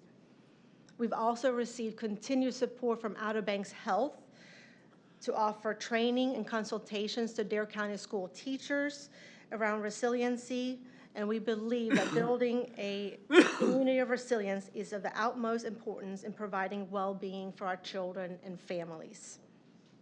And with that, Carla is going to share a little bit about diaper needs awareness. So with Diaper Need Awareness Week quickly approaching, we wanted to spotlight CYP's Diaper Bank for you all. Imagine it being a Tuesday, you not having any extra cash, and you ran out of diapers for your child, and you don't get paid until Friday. We've actually had that happen at CYP's Diaper Bank. We've had a parent call and say, I am on my last diaper. Is there any way that I can pick up diapers from you all until Friday when I get my paycheck? We're really making a difference at CYP's Diaper Bank. So programs such as SNAP benefits, which were formerly food stamps, or WIC that are provided through DSS and the health department are amazing programs that provide great supports for families, but they don't support the cost of diapers. So families are on their own when it comes to purchasing such a costly necessity. And that's where CYP's Diaper Bank comes in. So on the second Tuesday and Wednesday of every month, we hold a contactless diaper pickup at our office in Manio. Families are able to come by and pick up 2 packs of diapers to support their diaper need. From July of 2023 to June of 2024, we held 12 diaper pickup events, and we also held 2 diaper drive-through events at the Fesden Center down in Buxton to try to spread the diapers out a little bit further. During just our diaper pickup events, we serve an average of 134 families monthly. That's up from 104 families when I spoke to you last year in 22-23. At a high, we've been at 152 families visiting our diaper pickup for 1 month, and we distributed 3,600 packs of diapers in 23-24. But, yes, sir. I don't know the answer to this. It's not a trick question, because I haven't bought diapers in a very long time. If I were to go for, let's say I had a grandchild that was an infant, what would I pay for a pack of diapers of, I don't know, what do they come in, 12s, 24s? I don't really know.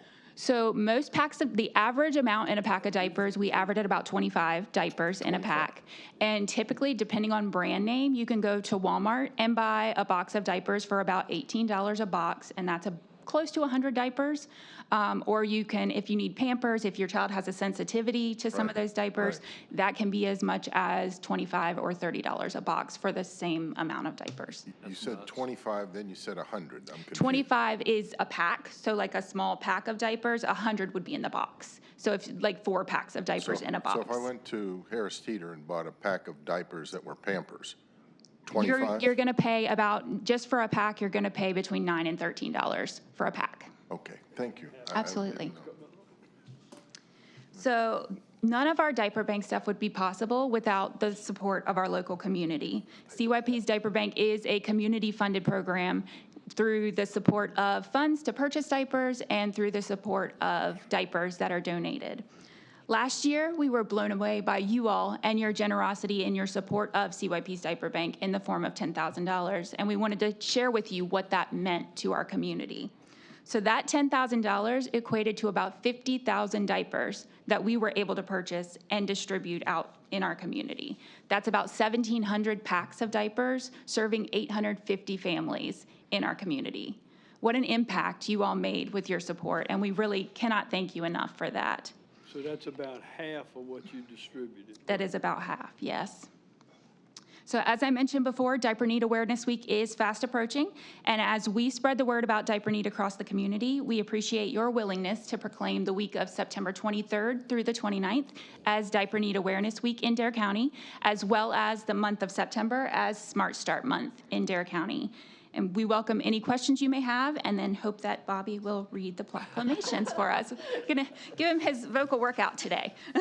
Before we get to the proclamation, the Vice Chairman has something he'd like to present. Thank you all for everything that you have done, as we had a little sidebar talk over there earlier. But we really appreciate what you did. We were happy last year to provide you with the funding, the $10,000, and that came as seeming as quite a surprise. This year, I want to propose to the board that we give at least that, and given the incredible increase in the cost of things, potentially up that to possibly $15,000, if that is agreeable with the board. That's a motion, I'll second it. I agree. It is a motion. I would second that too. Yeah, and that's a motion by the Vice Chair. It's been seconded by Commissioner House and Bateman and Couch and All of Ross. us. All of us. And all the above. Everybody. All the usual suspects, Mr. Chairman. So, anyway, any further discussion?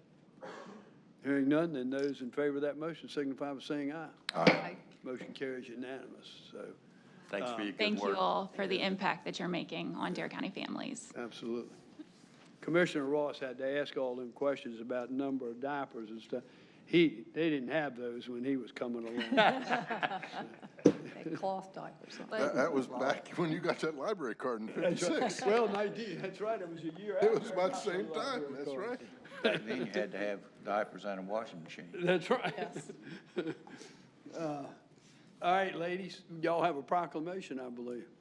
Have 2 of them. Have 2. Take a breath. The first is a proclamation for Smart Start month of September 2024. Whereas the nationally recognized Smart Start Network has worked to ensure all young children enter school healthy and prepared for success throughout North Carolina for over 30 years. And whereas the first 5 years of life are a critical window of development, shaping a child's brain architecture and building the foundation for future cognitive, social, emotional, behavior, and health outcomes. And whereas the high-quality birth to 5 strategies and programs focusing on early education, health and well-being, and family support create K through 12 and post-secondary education opportunities for students and a more skilled workforce for employers. And whereas the Smart Start Network supports quality early care and education, preventive health services, family support for children from birth to 5 years old, and has a proven track record in improving early childhood education, promoting healthy births, preventing child abuse and neglect, and enhancing family support systems. And whereas the Smart Start Network serves all 100 counties and through 75 local partnerships, including the Children and Youth Partnership for Dare County, that incorporate community voices and needs in program design in the delivery to ensure each community receives the support it deserves. Whereas Smart Start's local partnerships coordinate services, raise awareness, create collective impact across North Carolina for children and families, generating systematic changes to ensure the comprehensive well-being of our state's youngest citizens. And whereas the Smart Start Network is committed to promoting equity through ensuring all children, especially those with historically denied access, can benefit from the resources and opportunities they need to succeed. And whereas addressing adverse childhood experiences and fostering childhood resiliency are crucial for developing healthy, adaptive, and successful individuals, and Smart Start plays a key role in those efforts. And whereas Smart Start Network recognizes and supports early childhood teachers and providers as the essential workforce behind the workforce and the important role they play in helping children and families thrive in enhancing North Carolina's economy. And whereas the Smart Start Network helps to provide critical infrastructure for the early childhood system through collaboration and partnerships with state and federal agencies and other nonprofits, bridging service gaps and providing needed administration to statewide programs. And whereas investing in high-quality early childhood initiatives like Smart Start can yield substantial long-term benefits for children, families, and society through increased educational attainment, higher incomes, reduced crime, and better health outcomes. We, the Dare County Board of Commissioners, do hereby proclaim the month of September 2024 as Smart Start Month in Dare County and call upon all citizens to celebrate and acknowledge the essential role of Smart Start plays in building thriving communities across our state. Is a motion to approve? Motion to approve. It's a motion on the floor by Commissioner House, been seconded by Second. the Vice Chairman and Commissioner Bass Knight. Any further discussion? Hearing none, those in favor signify by saying aye. Aye. Opposed, like sign. Motion carries unanimous, ladies. And then next is a proclamation for Diaper Awareness Week of September 23rd through September 29th, 2024. Whereas diaper need, the condition of not having a sufficient supply of clean diapers to keep babies and toddlers clean, dry, and healthy, can adversely affect the health and well-being of babies, toddlers, and their families. And whereas the latest study from the National Diaper Bank Network reports that 1 in 2 families struggles with diaper need, an increase from previous studies done in 2010 and 2017. And whereas purchasing enough diapers to keep a baby toddler clean, dry, and healthy can consume 14% of a low-wage family's post-tax income, making it difficult to obtain a sufficient supply. And whereas a daily or weekly supply of diapers is generally an eligibility requirement for babies and toddlers to participate in child care programs and quality early education programs. And whereas without enough diapers, babies and toddlers risk infections and health problems that may require medical attention and may prevent parents from attending work or school, thereby hurting the family's economic prospects and well-being. And whereas the Dare County community recognizes that that diaper need is a public health issue, and addressing diaper need can lead to economic opportunity for our families and community and improved health for children, thus ensuring all children and families have access to the basic necessities required to thrive and reach their full potential. And whereas Dare County is proud to be home to trusted community-based organizations, including the Children and Youth Partnership for Dare County, that recognize the importance of diapers in ensuring health and providing economic stability for families, and thus distribute diapers to families through various channels. We, the Dare County Board of Commissioners, do hereby proclaim the week of September 23rd through 29th, 2024 as Diaper Need Awareness Week in Dare County. We thank the Children and Youth Partnership, their staff, and donors for their service through the Children and Youth Partnership's Diaper Bank, and encourage the citizens of our community to support the Children and Youth Partnership's Diaper Bank to help ensure that all Dare County children and families have what they need to thrive. This is the 3rd day of September 2024. Move to adopt. There's a motion on the floor to adopt by the Vice Chairman. It's been seconded by Commissioner House. Any further discussion? Hearing none, those in favor signify by saying aye. Aye. Opposed, like sign. Motion carries unanimous. Thank you, ladies. Thank you. I just want to take the opportunity to thank you, the Dare County Board of Commissioners, for the generous support of the Diaper Bank. That was a wonderful surprise, and it's going to really make a big impact on the children and families in our community. And it's thanks to you and your continued support of our organization that we can ensure that every child has an opportunity to thrive in Dare County. So thank you. Thank you. Thanks for your good work. Thank you. Next, Mr. Chairman, we have a resolution supporting official recognition of the Roanoke-Hatteras Indian Tribe as an American Indian tribe. And I turn that back over to the chairman. Yes, sir. That's number 15.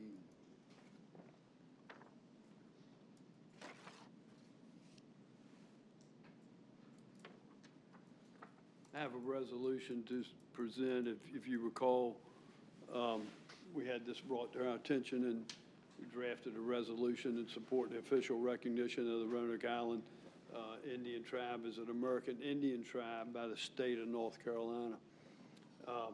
You want to read the resolution, if you will? Can I do it, Mr. Chairman? Yes, sir, you Give can. Bobby a break? Absolutely. In the spirit of Lauren and Yes, sir. Megan. Absolutely, you can, Dan. All right, thank you for your attention. This is a resolution supporting official recognition of the Roanoke-Hatteras Indian Tribe as an American Indian tribe by the state of North Carolina. And whereas the Roanoke and Hatteras Indians were established tribes residing in what is now Dare County, North Carolina, at the time of European contact in 1584, and their significant role in the early history of Dare County is well documented.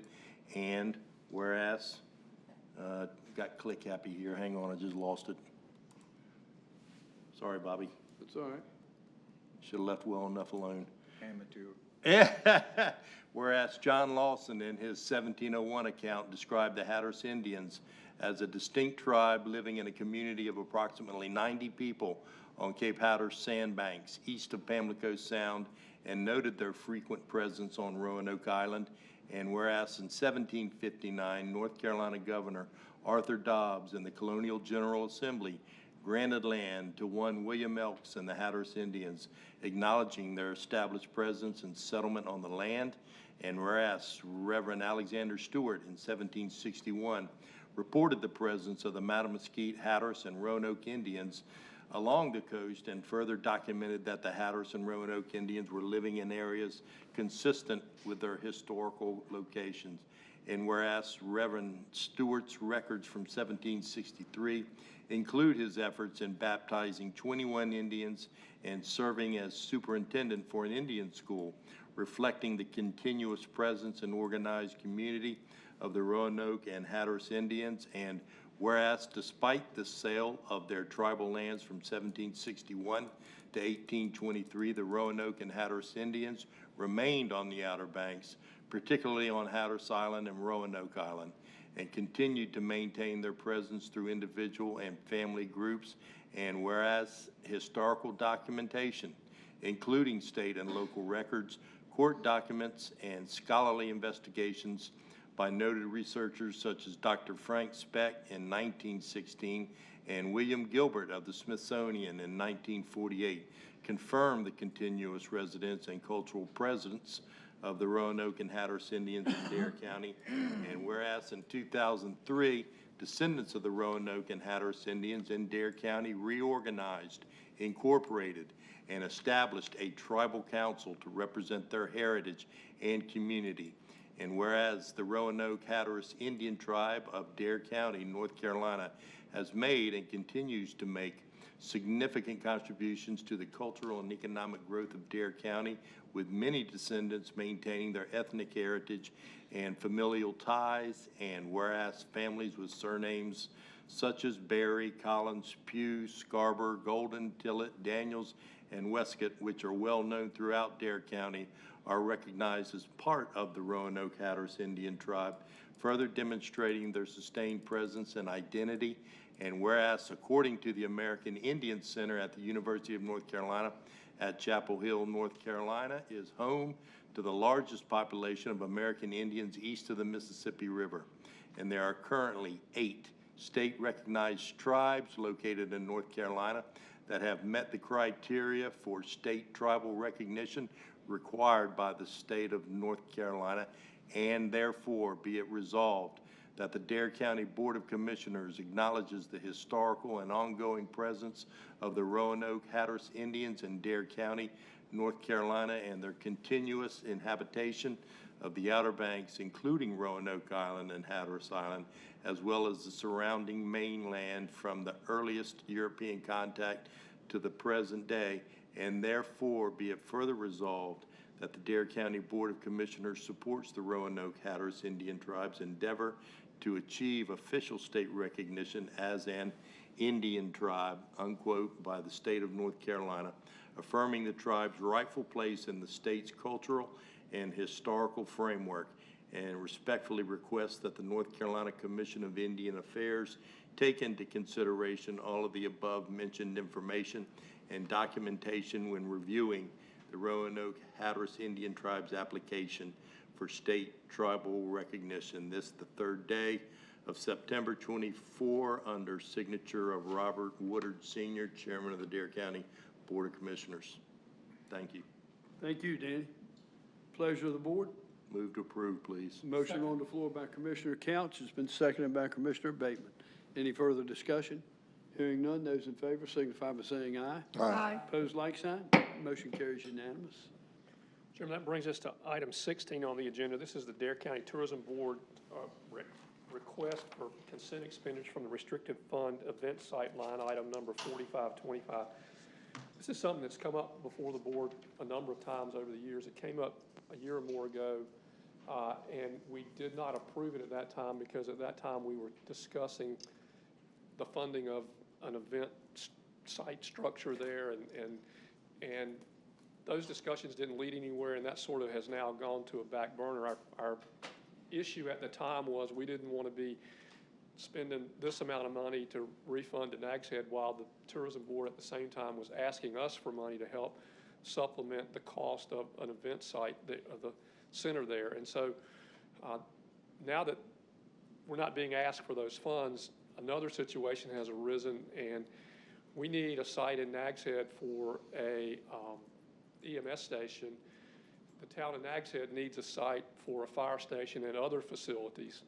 The old BB&T bank there in Nags Head is owned by Nags Head. It's not large enough for Nags Head to do what it wants to do, but it is the right size for us to do what we would like to do with an EMS station. Further down on the agenda, you've got a contract for us to purchase that BB&T site. Nags Head's already approved that. Now that the supplement to the tourism board's no longer an issue, they're asking, the tourism board's asking, would we now agree to refund that money? Nags Head intends to use that refunded money plus the money that we're going to give them to close on that BB&T building to purchase a larger site so that they can do their fire station and whatever else they want to do on that campus. So we've been able to work a deal, at least through the managers and I, that will work for both parties. This is the sort of the next to the last step. The approval of the contract later in the agenda would be the last step to make those things move forward. What this says is that you would authorize the tourism board to refund $2.336107. It'll be $600,000 this year, and then another $100,000 or more each year thereafter for 10 years. And the tourism board can decide how much they want to give, but it can't be less than $100,000. And if they get to the end of the 11th year and they haven't funded the whole amount, then they have a balloon payment, if you will, for whatever amounts due at that time. That's the arrangement they have reached with Nags Head, if I've said that right. And so what they're asking us to do is approve that so that we can move forward with this process. And Lee is here to ask any questions or to add or correct anything that I just said. That would be the equivalent of Bobby reading my proclamation. Okay. All right. That's some bureaucracy there, buddy. Any questions of Lee, of the board? Yeah. Where did the $100,000 minimum per year come from, Lee? How was that arrived at? It's a floor, a minimum payment per year. I know what it is. Where did it come from? Fairly arbitrary. It was just in recognition that that the budget can change from year to year if we have storms or whatnot. So we wanted to set a floor that would give us the ability to adjust the budget down potentially, but I think it would be, I mean, obviously we'd need to pay more than that just on average per year. Yeah, because if you didn't, then it would leave roughly, Be a pretty big balloon at the end. you'd have a big nut called balloon, 700,000. Yep. What if you're faced with that? Can Nags Head actually enjoin the tourism board to come up with the 700,000? This is a purchase contract. So yes, they could. Yes. And if you didn't have the money for that balloon, The money currently exists in that line item for the full amount, but we thought it would be more pragmatic to spread that over time. obviously my questions are probing to if you get to it, it's not there, are we the backstop? No, sir, that isn't, the tourism board is a separate legal entity from Dare County. And, Right. and whatever agreements they've reached with Nags Head, okay, the enforceability are their contracts, and so it'd be between them. Not our bad. got it. Okay, thank And you, Lee. Thanks, Lee. Sort of to that point, and to the intention behind the whole purchase, that's why 600,000 is the initial payment. It would be our intention to not get into that situation, and I don't expect it would be the case, where we would have that balloon at the end. Okay, any other questions of Lee from the board? All right, pleasure of the board. Motion to approve. Second. There's a motion on the floor by Commissioner House to approve. It's been seconded by the Vice Chairman. Floor is open for further comments. Hearing none, those in favor of this motion signify by saying aye. Aye. Opposed, like sign. Motion carries unanimous. Thank you, Lee. Thank you. Mr. Chairman, item 17 on the agenda is the first step in the renewal of the Dare County Arts Council lease. The Arts Council has invested some significant money in the old courthouse site over there where they operate from, and we lease to them and intend to invest more. They have come to us and asked us to extend the lease for another 10 years. If we're inclined to do that, we have to adopt a resolution of that intent, publish it in the newspaper for 30 days, and then come back to you at a subsequent meeting to ask you to approve that. If Dustin can get it published in the appropriate time, we can bring it back at the next meeting. If not, then it would be on the November agenda for you all to look at the lease and approve it. So what you're being asked to do today is authorize us to adopt that resolution of intent so that we can get it published, and then you'd make the final decision when it comes back to you at that time. Absolutely. And there's people here from the Arts Council. I don't know if they have anything to add, but that's where we are in the process. Richard, Jessica, do y'all have anything you'd like to add? Here we go. I don't have anything to add. I think that was great, and we're looking forward to continuing our work in the community, and thank you for your support through all of that. Mr. Chairman, Thank you. Jessica, I can't help but see when I'm in that area, you have visitors coming in there. So even though this is the Dare County Arts Council's headquarters, so to speak, and does a great job in the community, I think you're getting some attention based on what I'm seeing from people on vacation. Seeing our guys show off their stuff, and it's a good thing to see. I see those tour buses in front of the place. Yep. Yep. We do see them pull So up. you ready to make a motion? I am, All right. sir. Okay. And that motion is getting mixed up with them here. Somebody make the motion. I can't find it. I will. Authorize the publication of public notice and for the public, and place the item on the board's agenda for approval as soon as we can get it done. All right, thank you. Thank you. It's been motion on the floor by Commissioner Bass Knight. It's been seconded by Commissioner Couch. Any further discussion? No, I just want to say we've been beaten to death in negotiations again. We're down to $1 a year. I know it. Can't squeeze another dime out of them, so I guess we got to live with it. All right. I love it. All right, those in favor, anyone else have anything? Those in favor of the motion signify by saying aye. Aye. Opposed, like sign. Motion carries unanimous. Thank you. Thank you for your patience this Thank morning, you all. Wade. Chairman, item 18 on the agenda, you have before you an invitation list, if you will, that was sent to us by the Southern Albemarle Association listing 50 people from Dare County to be invited to their upcoming annual meeting. This is your opportunity to add to or change that list. If not, if you're satisfied with it, then you would approve that list and ask Skylar to submit it to the Southern Albemarle Association. All right, has everyone had a chance to look at the list? If they have any suggestions or additions, deletions? If not, is there a motion to approve? Move to approve. Okay, there's a motion on the floor by the Vice Chair to approve. Second. As presented. It's been seconded by Commissioner House. Any further discussion? Hearing none, those in favor signify by saying aye. Aye. Opposed, like sign. Motion carries unanimous.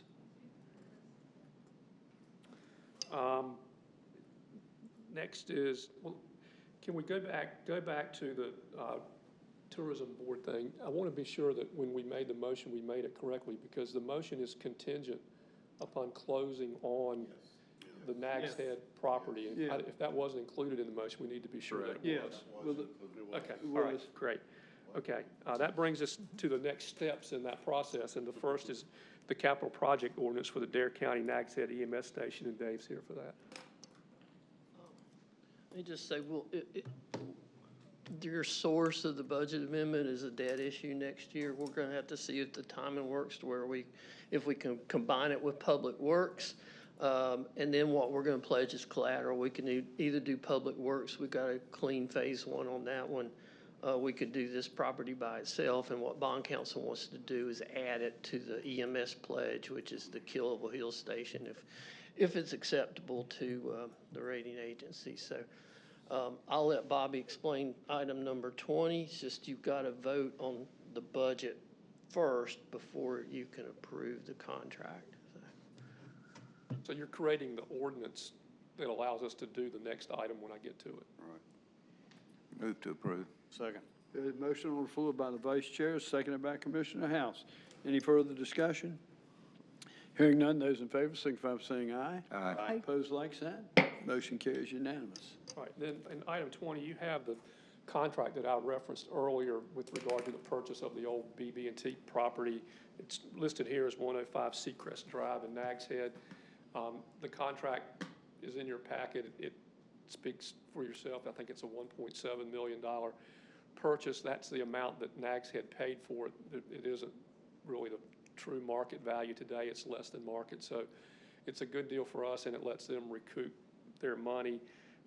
When you approve this, then that starts a time clock going. We've got 210 days to make sure the site's suitable to do all of our testing, to get the architects out there to be sure it's big enough. All the things we think we know already, but we'll verify that, and we can pull out of it anytime we want to in the next 210 days. And if we aren't ready to close in 210 days, then Nags Head can pull out of it and move in a different direction. So that's the process. And so, we'll start our due diligence once you all have approved it. Nags Head has already approved it, so upon your approval, we'll have a deal.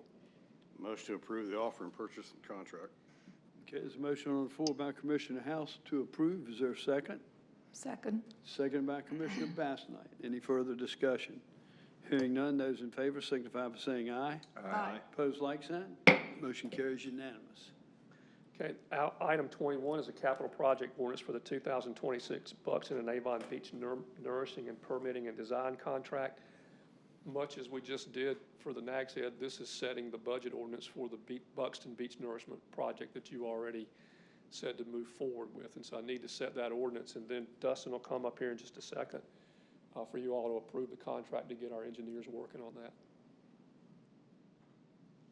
So I need a motion to adopt. Need a motion to adopt the capital project ordinance. All right, Mr. Chairman. Yep, sorry, go ahead, Wally. There's a motion on the floor by the Vice Chair and Commissioner Couch. Is there a second? Second. Seconded by Commissioner House. Any further discussion? Hearing none, those in favor signify by saying aye. Aye. Opposed, like sign. Motion carries unanimous. And then item 22 is the Buxton Avon Beach Nourishment project is the professional services agreement. This authorizes the engineers to begin their work to design that project to try to meet our timeframes. Dustin, is there anything we need to add to that? No, sir, that's it. Okay. Good morning, Dustin. Good morning, Chairman, Mr. Vice Chairman, members of the board. Pleasure of the board. Make a motion to approve the agreement amendments and authorize the county manager to sign. Okay, there's a motion on the floor by Commissioner House. Is there a second? Second. Second by the Vice Chair. Floor is open for further discussion. Hearing none, those in favor signify by saying aye. Aye. Opposed, like sign. Motion carries unanimous. Dustin, while I have you, would you come up, please? Yes, sir.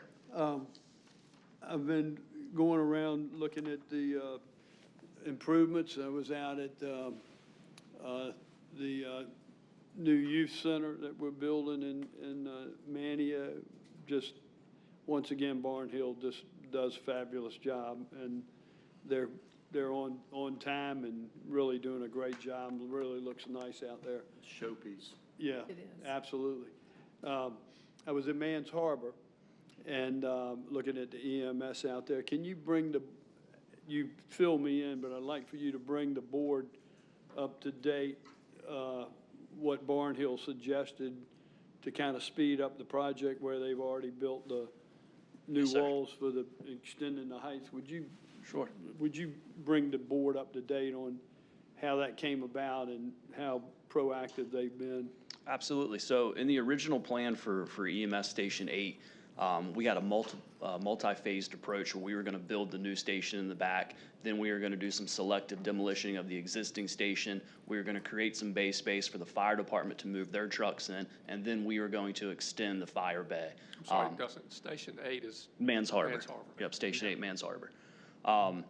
When in working with Barnhill and through the fire department and the community center there and the existing EMS station, we figured out a phasing plan, a site layout that allowed all those moving pieces to kind of be accelerated.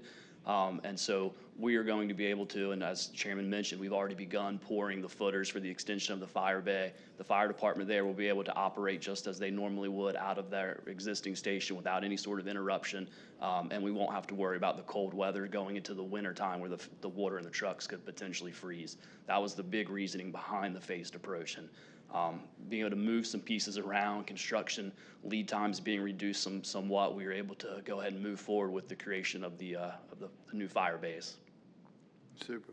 Thanks for doing that, Dustin. Absolutely. Thanks for working with Barnhill on that. Yes, sir. And thank you, thinking outside the box and speeding that process up. Sure. I really Mr. appreciate it. Chairman? Any questions? Yeah, go ahead. Yes, sir. What Dan. you didn't mention, that's 2 months on the schedule and 2 months at general conditions that we won't have to pay. Wow. Yeah, fantastic. Dustin, on the youth center, the property behind the Annie Meekins Insurance, I've talked to him a couple of times, and he had some concerns what kind of fence you're going to put there to separate and how tall is it going to be? I have to go back and look at the plans, but I believe what's normal and customary is a 6-foot privacy fence, similar to what we did at Southern Shores to separate the existing property from the neighborhood behind it. I'll have to go back and look, but I believe that's what it is as well. It would be wooden-based, wooden-built, 6-foot privacy fence. And I think that would be suffice for what he's asking. Sure. And if there's something that he would prefer, we're always looking to be good neighbors and good stewards to those around us. So, okay, absolutely. Thank you. Thanks again, Dustin. Yes, sir. Really No problem. appreciate you.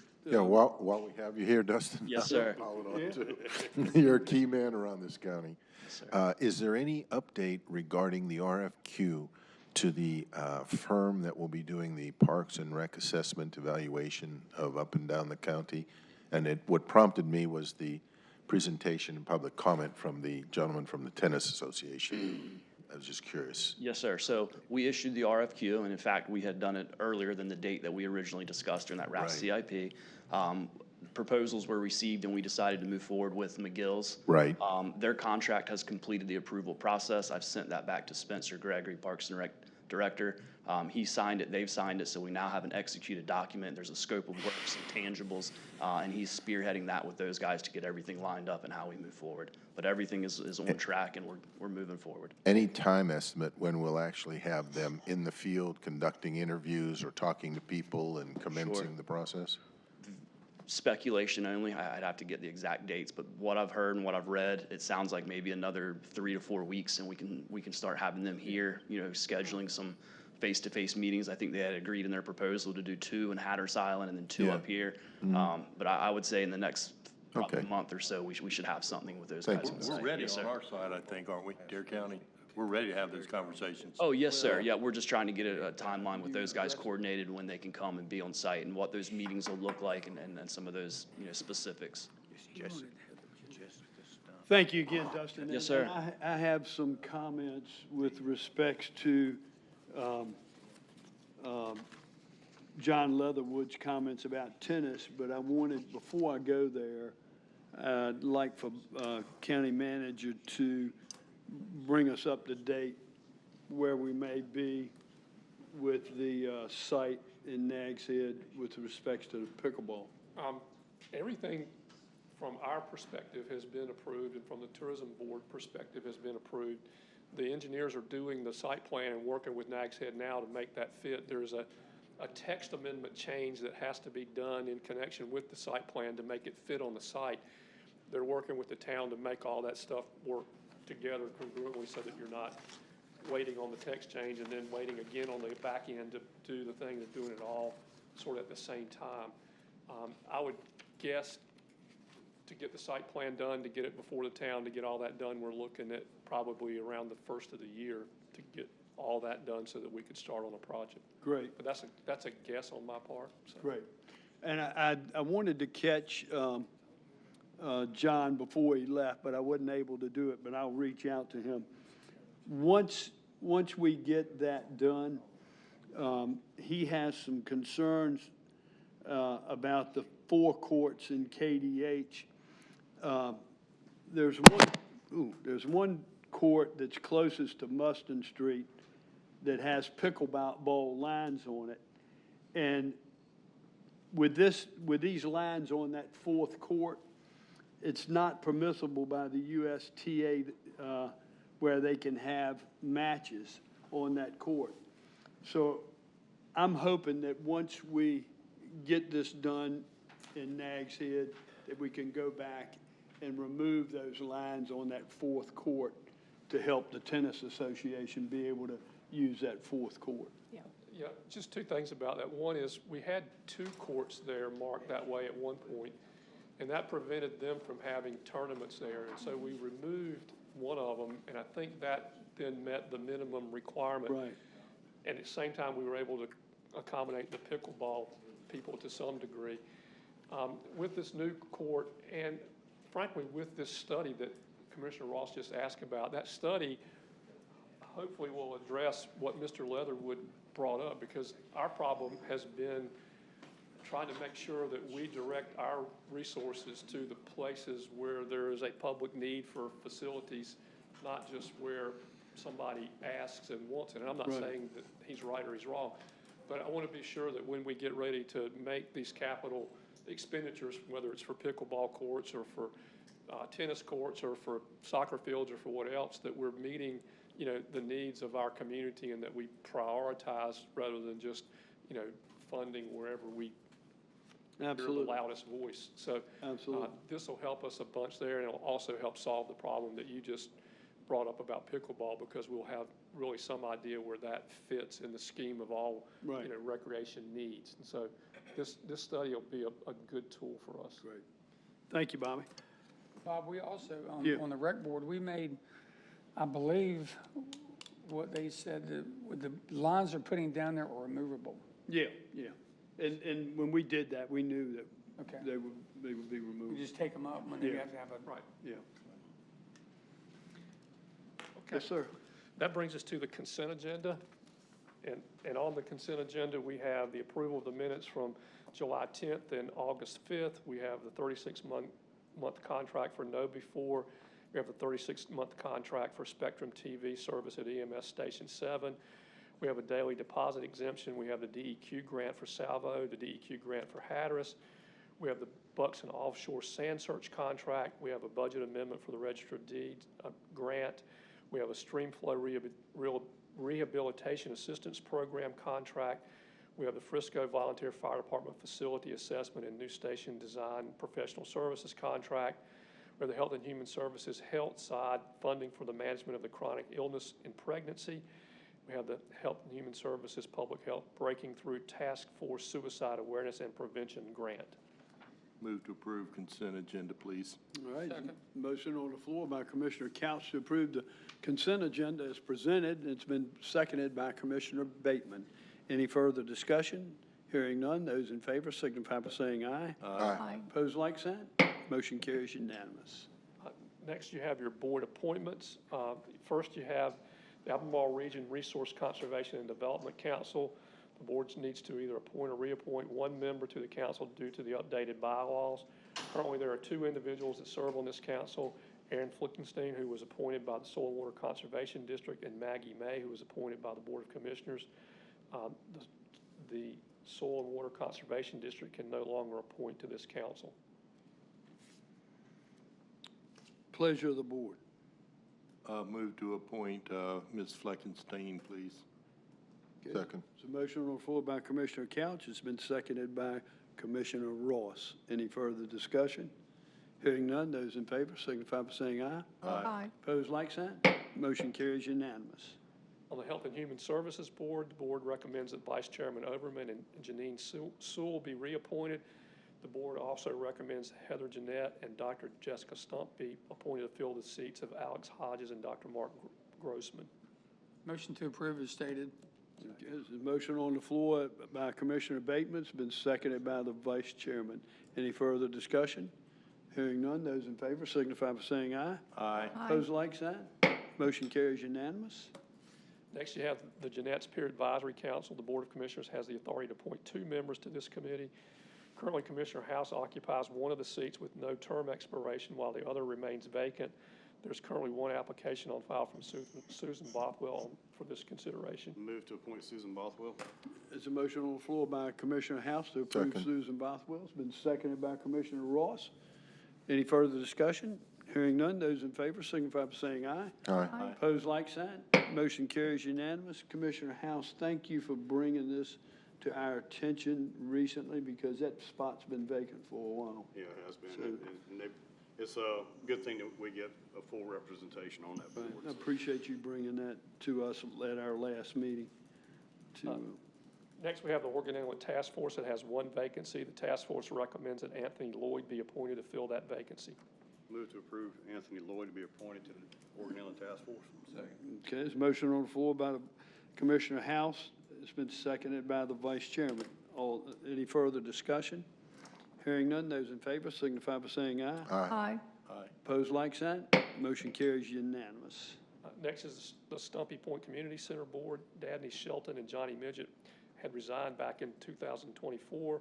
They both have reached out wishing to be reappointed. Currently, there are only two members serving on this board. We have some concerns with this board. I'm not sure that we have on file applications for those wanting to be appointed. There's been some email traffic about the two that had resigned, and then they said they didn't resign. So until we can get to the bottom of it, I would recommend that we table this until we find some answers with respects to those board. I would agree. I agree as well, although I do have confidence in the two that were initially appointed. Okay, with that, I mean, I don't know that we need a motion to do that, do we, County Manager, table it? If you table it, you have to table it to a time certain. If you don't take any action, then you can let it sit till you're ready to take action.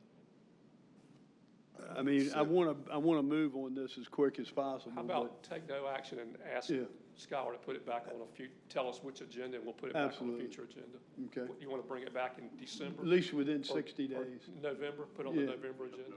Yeah. Okay. Does that have to be in the form of motion? That does not. Okay. Next, we have the upcoming board and committee appointments. In October, you have the library board with 3 terms expiring. In November, you have the Rodanthe Wave Salvo Community Center board with 2 terms expiring. And in December, you have the Equalization and Review board with 5 terms expiring, the Special Motor Vehicle Evaluation Review Committee with 3 terms expiring, and the Tourism board with 6 terms expiring. And that would be your agenda, Mr. Chairman.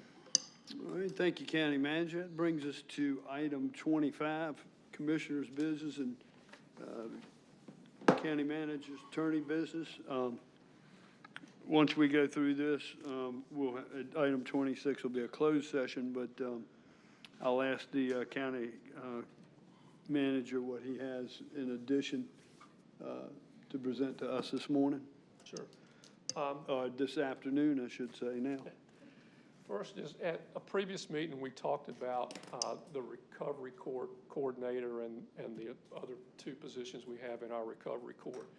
And we talked about a contract that we had with the state that basically said we had to cover disability costs as well as any workers' comp costs, and yet there were going to be state employees.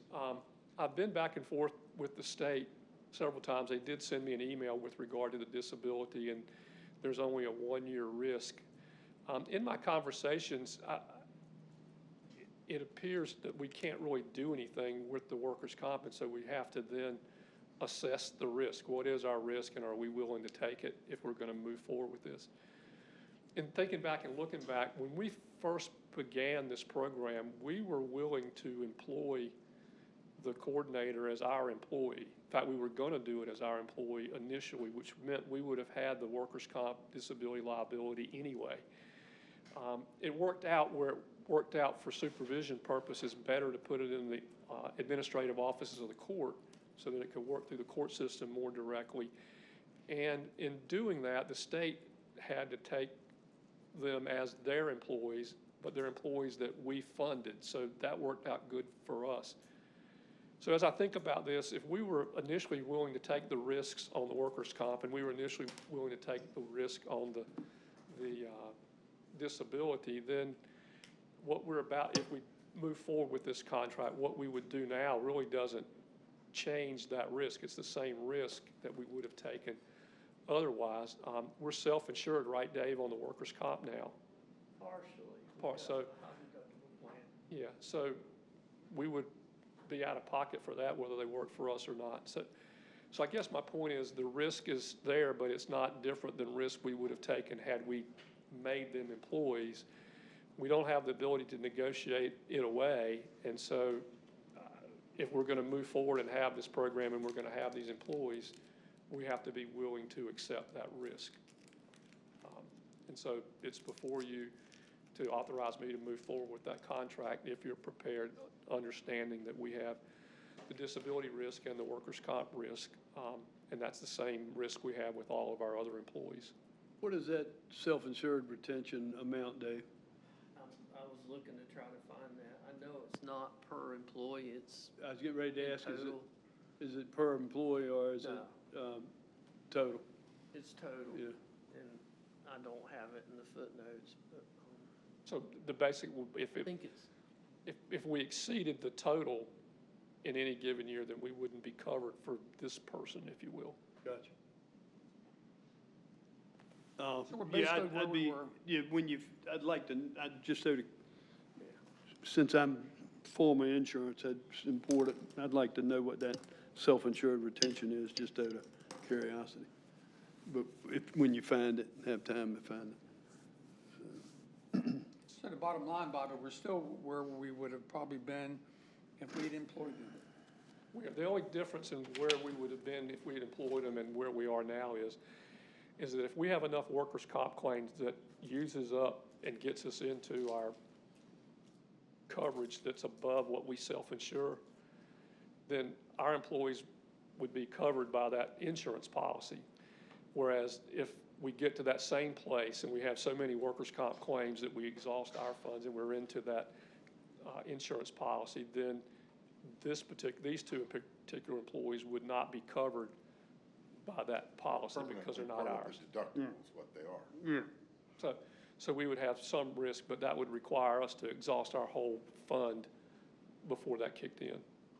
Dave, does the county have an experienced mod? Yes. For the Is it negative? Is it below 1? It's below 1. Okay, that's all I need to know. Okay, that's good.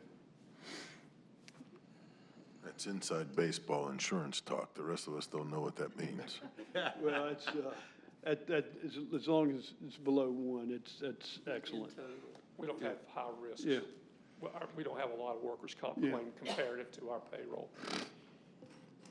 So do you want a motion, or do you want you just want a consensus? I'd need a motion to authorize me to enter and renew those employment contracts. I make that motion. Okay, there's a motion on the floor by Commissioner Bateman. Is there a second? Second. Seconded by the Vice Chair. Floor is open for further comments. Hearing none, those in favor signify by saying aye. Aye. Aye. Opposed, like sign. Motion carries unanimous.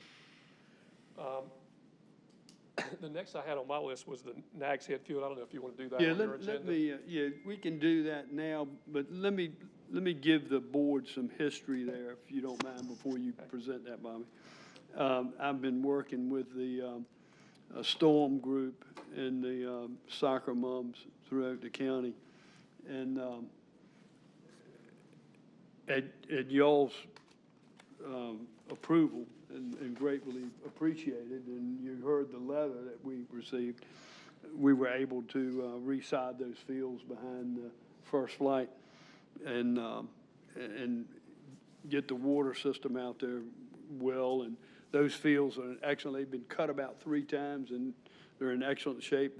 They've marked them, and they're ready for play, and they're tickled to death. Well, I met with them out at our site in Nags Head, and to save those fields inside the fence, there's 4 fields there, and Spencer's rotating those goals there, so it's not a whole lot of play in front of those goals when they're rotated. They brought it to my attention, could we do something outside the fence? And there were some issues potentially with stormwater, but Bobby's resolved that with talking to our engineers. So he's going to bring to your attention the cost at a proposal I'd like to see us approve to side that field outside of the fence so they can use that for practice field, even a game if they have to continue to not put as much usage on those other 4 fields. As you recall, sometimes we have to shut those fields down because it's too much play, and we got to let the Bermuda germinate. And so this will help us tremendously, and Bobby has the numbers to do that, and I've asked him to present those numbers to you for your consideration. So in the original site plan where we built those fields out there, there was tennis courts proposed where we're about to do this that never got built for whatever, and that's been, what, 20-some years ago. So it's been a long time ago. So we know that according to engineers that area, we're not worried about stormwater runoff and all that. Plus we're doing grass. We're doing grass and we're doing a sprinkler system to keep the grass, but there's no lights involved in this. So it would be usable on the weekends and usable, after daylight savings time, and usable for some number of hours after school, when time permits and lighting permits out there. The field would be big enough, probably maybe for one regulation size, or maybe one soccer field slightly smaller than regulation size. I'm not sure yet what the measurements come out to. But nonetheless, what it's used now for is the smaller kids, and they don't need a 120-yard soccer field. They can use smaller fields, and it'll keep them off of the bigger fields and make the bigger fields available. So it's a good use for us. The pricing for this ranges from about $73,000 to about $90,000, depending on what we can do and what we contract out. We've got to contract out the irrigation. That's the biggest part. We may be able to get the sod installed ourselves if we can. That'll save us some money. And we may be able to buy the sod directly from the sod manufacturer, and that'll save us some money as well. So I guess what I'm asking, if we're going to move forward, is not to exceed 90, and then we'll do it as cheap as we can do it, save as much money as we can, doing things that we may be able to do ourselves, which would reduce that cost. And that would come out of the contingency, right, Dave? Yeah, so that would authorize me to use the contingency for that. All right, thank you, Bobby. Do I have a motion? Yep. So moved. There's a motion by Commissioner Couch and Bass Knight. Bass Knight, and it's seconded by Commissioner Bateman and the Vice Chairman. Any further discussion? Hearing none, those in favor signify by saying aye. Aye. Opposed, like sign. Motion carries unanimous. Thank you, gentlemen. I think that will certainly help our soccer kids tremendously. Next, just to bring you up to date, the Rodanthe Harbor dredging is supposed to start this week. I think maybe today.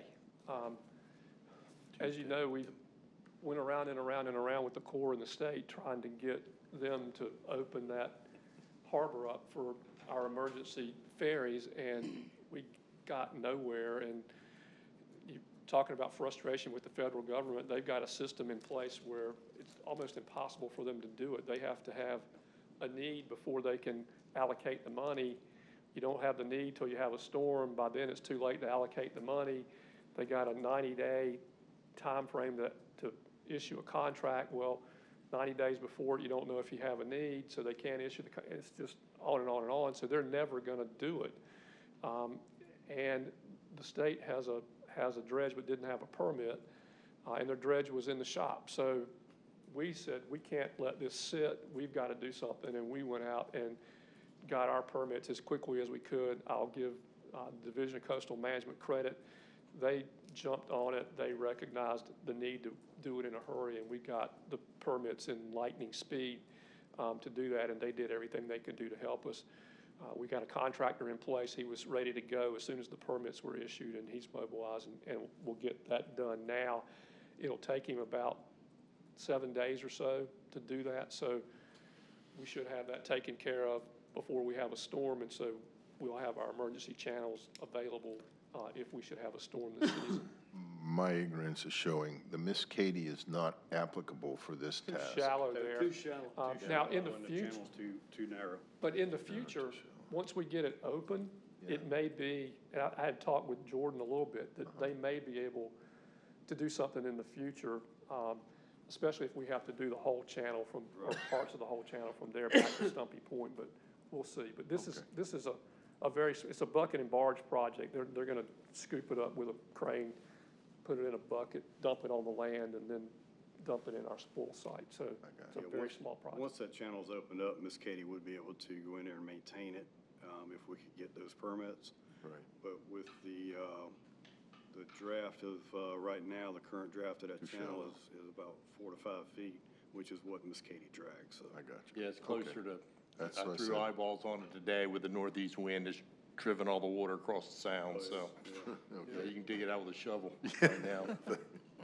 And the other thing is we talked earlier, spent a lot of time on the FUD site, and I mentioned who we'd met with and all that, but I also wanted to add to that just to be sure and to be safe, we had our water tested that we used down there, and it came out fine.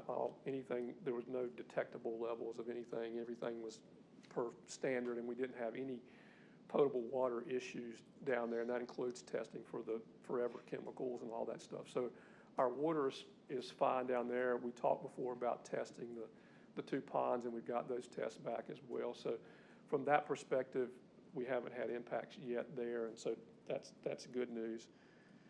And then you want me to speak to pickleball, or did we already cover that? We already covered it. Okay, so, and that's all I have, Mr. Chairman. Thank you, Bobby.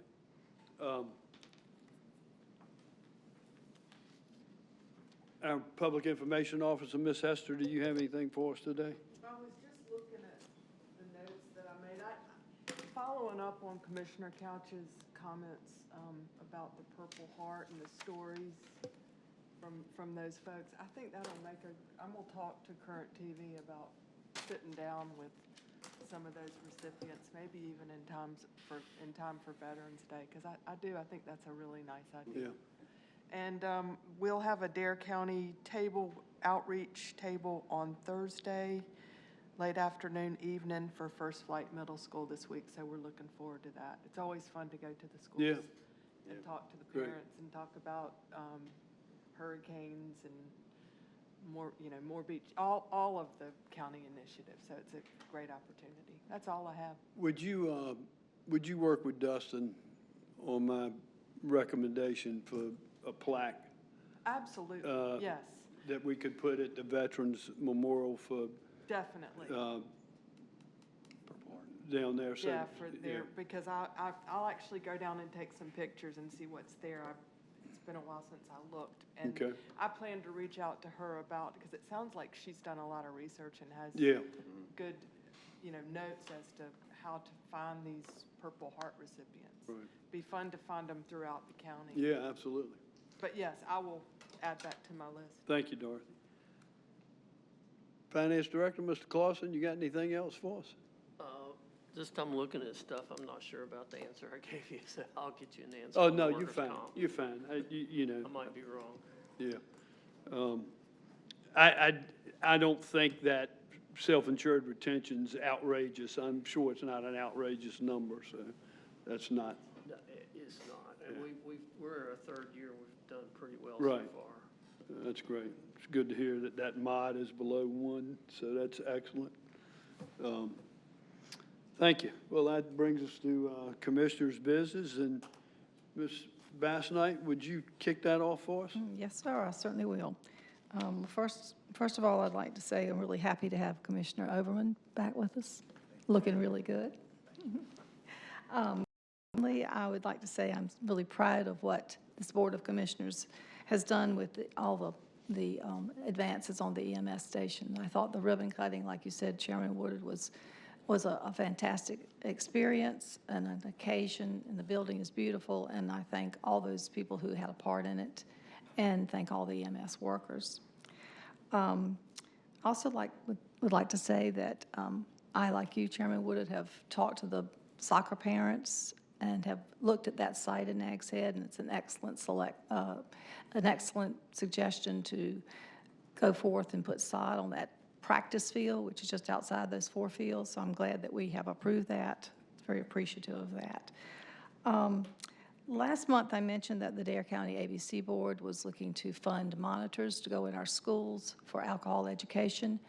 The last Dare County Board of Education meeting, that board approved the acceptance of the money that the ABC Board will give. They have to approve anything that's over a $5,000 expenditure. And at the last Dare County ABC Board meeting, that expenditure was approved for 10 monitors to go into 10 schools. I met with Superintendent Bass-Knight and with Amber Griffith, who was with Dare CASA, to craft the message that we'll put on those monitors. Mr. Bass-Knight will be at our next ABC Board meeting in September to accept the check to fund those 10 monitors, and we're looking forward to getting the message out. At the last Board of Education meeting, the student advisors said, well, gosh, maybe we can all, something came up about the vaping in schools and the tobacco use, and they said perhaps we could put a message about that on there as well. So we're looking to try to do a really good job of sending a message to our students in all of our schools about alcohol education and substance abuse. And let's see. I think that's about it. Appreciate it. Thank you. Has the new bill come? On schedule.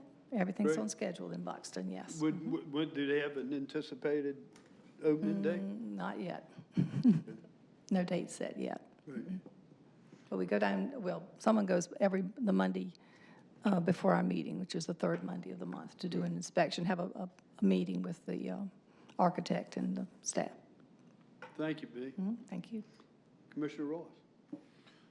Okay, thank you. Just go down a quick laundry list of some items that are going on. On September the 10th in the afternoon at Jeanette's Pier, there is a meeting to launch and continue to propel forward the Ignite Blue Zones effort that is being sponsored by our own Health and Human Services Department and the OBX Hospital. And as some of you may be aware or recall, there are 9 Power 9, they refer to them as, initiatives that would represent very strong, healthy lifestyles that have been attributed and tied to not just longevity, but healthful longevity, where you're able to continue with a very full, robust life into your 90s and beyond. So I will be participating with that on the 10th, the morning of the 11th, lest we never, ever forget. We will have a walk commemorating those that died on 9/11/2001, beginning at 8:30, EMS Station 1. The walk itself begins at 8:46 at the first attack. Continuing, we have Day at the Docks in Hatteras. Danny, 9/14, September 14th. Be here before you know it. Yeah, big day, Day at the Docks. I'm looking forward to it.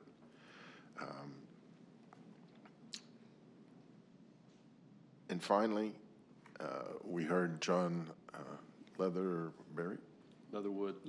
John Leatherwood, sorry, refer to a number of the Tennis Association initiatives, one of which I had the pleasure of speaking at and participating in last year, which is October 24, 25, 26 at Duckwoods Country Club.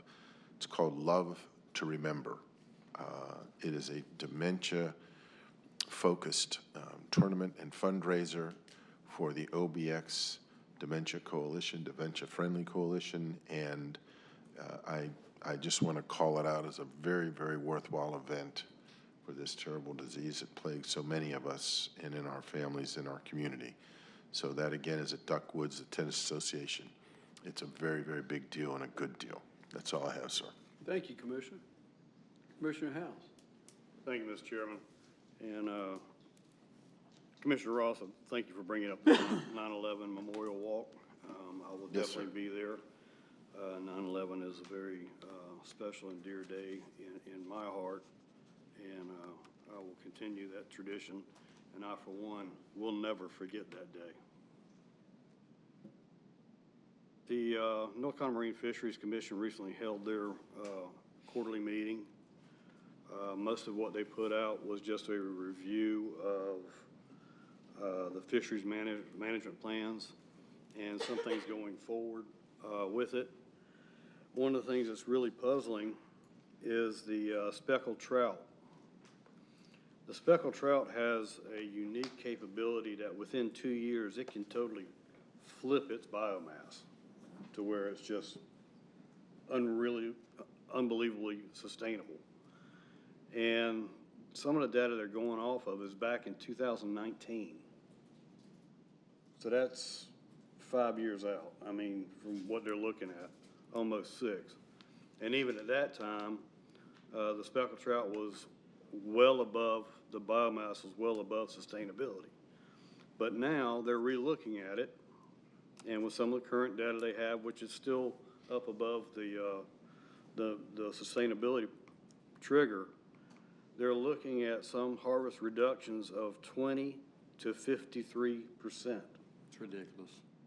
Well, the marine, it's the same story. They're crushing us. Exactly. Same story. So that's one of the big things that's come out of that. And they're also looking at the flounders as well, and also again at rockfish. It's just an endless onslaught of how can we reduce, how can we reduce, but yet they do all these reductions, but for some reason the biomass doesn't change. Or it does change, but it's not changing enough, or it changes worse, depending on which way they look at it. Also, what we've recently found out was that in 2014, around about that area, the way they calculate the biomass at the Division of Marine Fisheries changed. Now, if you'll notice, a lot of these fishery plans that we're looking at now with a reduction in biomass has been triggered because since 1914.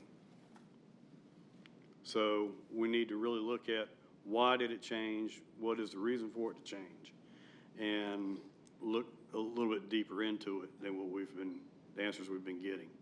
So we're going to continue to do that, and I just want to make everybody be aware of that.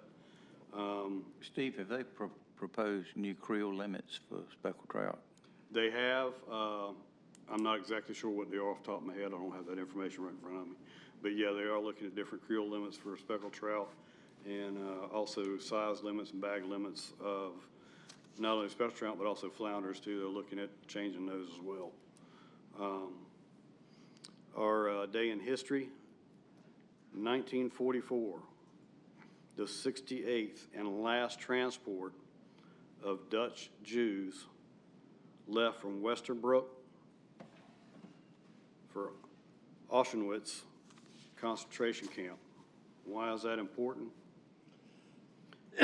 Anne Frank was on that train. And everybody who is well familiar with the Holocaust knows about Anne Frank's diaries. And that was our history for today. I'm sorry, we do not have a pet of the week. We do? You got it this morning? Send it into your house. All right. That turns the meeting around. Let's see the pet of the week. Our pets of the week this week are Anne and Marie. Sadly, these girls were seized from a puppy mill where they were used for breeding their entire lives. Anne is 5 years old and Marie is 7. They are purebred poodles and are so excited to be here, learning how to be a dog and opening up each day. Anne and Marie both love to go on walks and are learning to play with toys. They love all the love and attention they can get. To adopt Anne or Marie, or foster one of our other animals, come visit us Monday through Friday at our shelter located in Manio. For more information, visit our website at obxspca.org or visit our OBX-SPCA Facebook page. So please run down to the OBX SPCA, check them out, and maybe you can give Anna Marie their forever home. Thank you very much. Thank you, Commissioner. Any of y'all been out there lately? I have. The dog park is just as green and plush, and they got all kinds of pools out there for them to play in, and Well used too. and everything. Huh? I'm gonna talk about Oh, that. good, Yeah. good. I was really pleased to see that when I was out there the other day. Vice Chairman. Thank you, Mr. Chairman. As always, I'd like to recognize our service pin recipients, Jamie and Dan, for their 35 years of service. At the last Alligator River Bridge discussion at the RPO meeting, per some of the DOT representatives that was there, construction is sort of tentatively scheduled to start around November of this year. And that will be the beginning of them putting in the production pilings for the new bridge. Is this for real? You're not, this is not a kid or a tease? I don't think they were funning me. I think they were telling the truth. Wow. Yeah. Thank So you. It is on the way. They're supposed to be removing the test pilings now during this period of time. But if everything goes well, looks like we're going to get started on that. And also the areas on the mainland and on Roanoke Island, the access areas, they'll be working on those relatively soon as well as part of this whole deal. So we're looking forward to that happening. Maybe we'll have a new bridge in 2025 or early 26. So holy guacamole. That's incredible. It'll be something. Wow. It'll be something. Getting back to something Steve was talking about, and I mentioned this earlier in a discussion I had out on the floor with somebody. It looks as though North Carolina Division of Marine Fisheries wants North Carolina to become a nursery for flounder for Virginia and South Carolina. Virginia and South Carolina still have year-round seasons. They still have a sizable creel limit. Virginia's length is higher, is longer than what it is or was in North Carolina and is in South Carolina. But we're going to be providing them, it looks like, going forward, unless something changes, with plenty of biomass. All they got to do is swim a little way. So we'll just be a really good nursery for Virginia and South Carolina in that regard. On a personal note, I want to thank everyone for your support, and thanks for all the get well cards, emails, and particularly your prayers recently. It really meant a lot to me. I'm supposed to behave and do nothing or minimal activities for the next. I don't see that happening. Yeah, they for the should have next, thought that through. yeah, for the next 12 weeks, and I'm doing my best to behave. So we'll see how it goes from here. But thank you to everybody. I appreciate your support. Welcome back. Thank you. Thank you. Thank you, Vice Chair. Commissioner Bateman. Yes, sir. Yeah, Wally, welcome back. We surely missed you. Thank you, buddy. Yes, so the dog park, I take my coon dog out there and let him run. And Spencer has done a great job out there. Guys, I mean, you know, there's very, very beautiful grass out there. Yeah. They mow it at least, Bobby, I don't know what the schedule is, but it seemed like at least twice a week it's mowed and taken really good care of. We had plastic pools out there. Yeah. And the dogs are eating the pools, so he bought us a metal pool. And so the dogs get in there and they swim around and just have a great time. Anyway, it's quite a group. I think they even have a Facebook page, someone said so. How about the boat ramp in Wanchese? We heard any more about that? Yeah. Okay. In fact, we went out there and I met with Jonathan DeWeese from Public Works about getting some rock out there and some crush and run to cover the area that we have control, and that should be happening. As soon as I get with him, that should be happening. He had to check with the owners once again to be sure they were okay with what we were about to do, but I think we're going to have that resolved. Fantastic. That's good. And Bob, thank you very much for taking the initiative with the soccer moms and the fields out there. I know that last year, I know everybody got calls like I did, but I was on the phone all the time answering questions from the Storm, from Diane, from, you know, all these folks that are very, very active in soccer, as well as on our baseball fields, you know, the tennis courts. Right. I'm excited to see what we have coming out on this study, what we need in Dare County, and hopefully we can address all these issues, because I think that's where a lot of our money is going to go in the future, is the development of different fields and so forth for our kids and for the elderly folks also and young people. Let me ask Steve, the DMF board, is all that appointed by the governor? Every single person on the Division of Marine, the Marine Fisheries Commission, MFC, yeah. Is appointed by the governor himself. Yep. And they're the ones that make all these radical decisions? Yes and no. Here's the kicker. The Division of Marine Fisheries does have the final say-so in our fisheries. However, the way it's written up is they have to follow what the Division of Marine Fisheries wants them to do.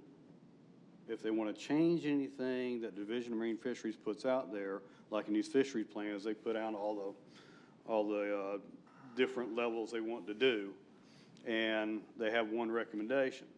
Now, for the commission to go against that recommendation and put something else on there, they have to have a 3/5 majority. Which is nearly impossible. Which is nearly impossible on that commission the way it's laid out. Now, Steve, you're just not to conflate things, but there's a Marine Fisheries Commission and a Division of Marine Fisheries. Yes. So the Marine Fisheries Commissions are the ones that's making the recommendations to the Division of Marine Fisheries. No, Division of Marine Fisheries is making recommendations to the commission. Then the commission has to either approve them or change them. Therein lies some confusion. So the Division of Marine Fisheries does not have final say? Division of Marine Fisheries is a state agency. It's a what? What? It's a state agency. Okay.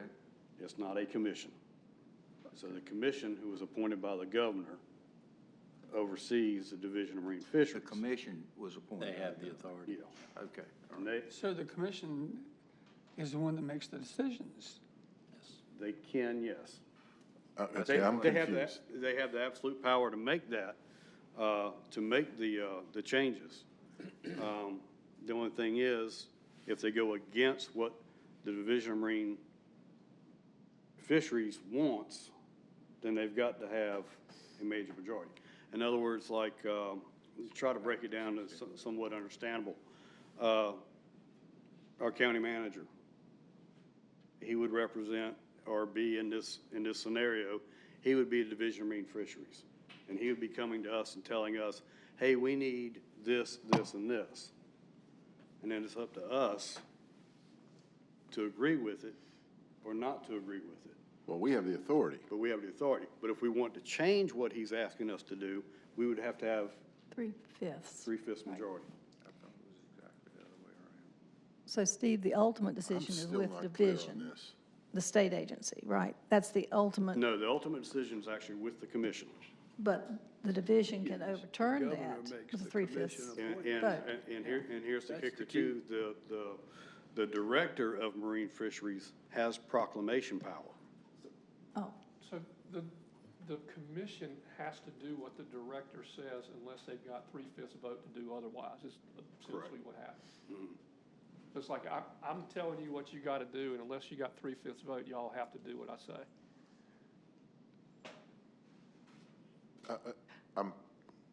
The Division of Marine Fisheries, not to get myself tangled. I'm talking about the commission. I know you are, Marine Fisheries Commission. I don't know what the Division of Marine Fisheries is. A government agency? State agency. State With elected, is there an elected official? No, not on That runs it? It's just like the Division of Coastal Management from which CAMA works under to get a CAMA permit.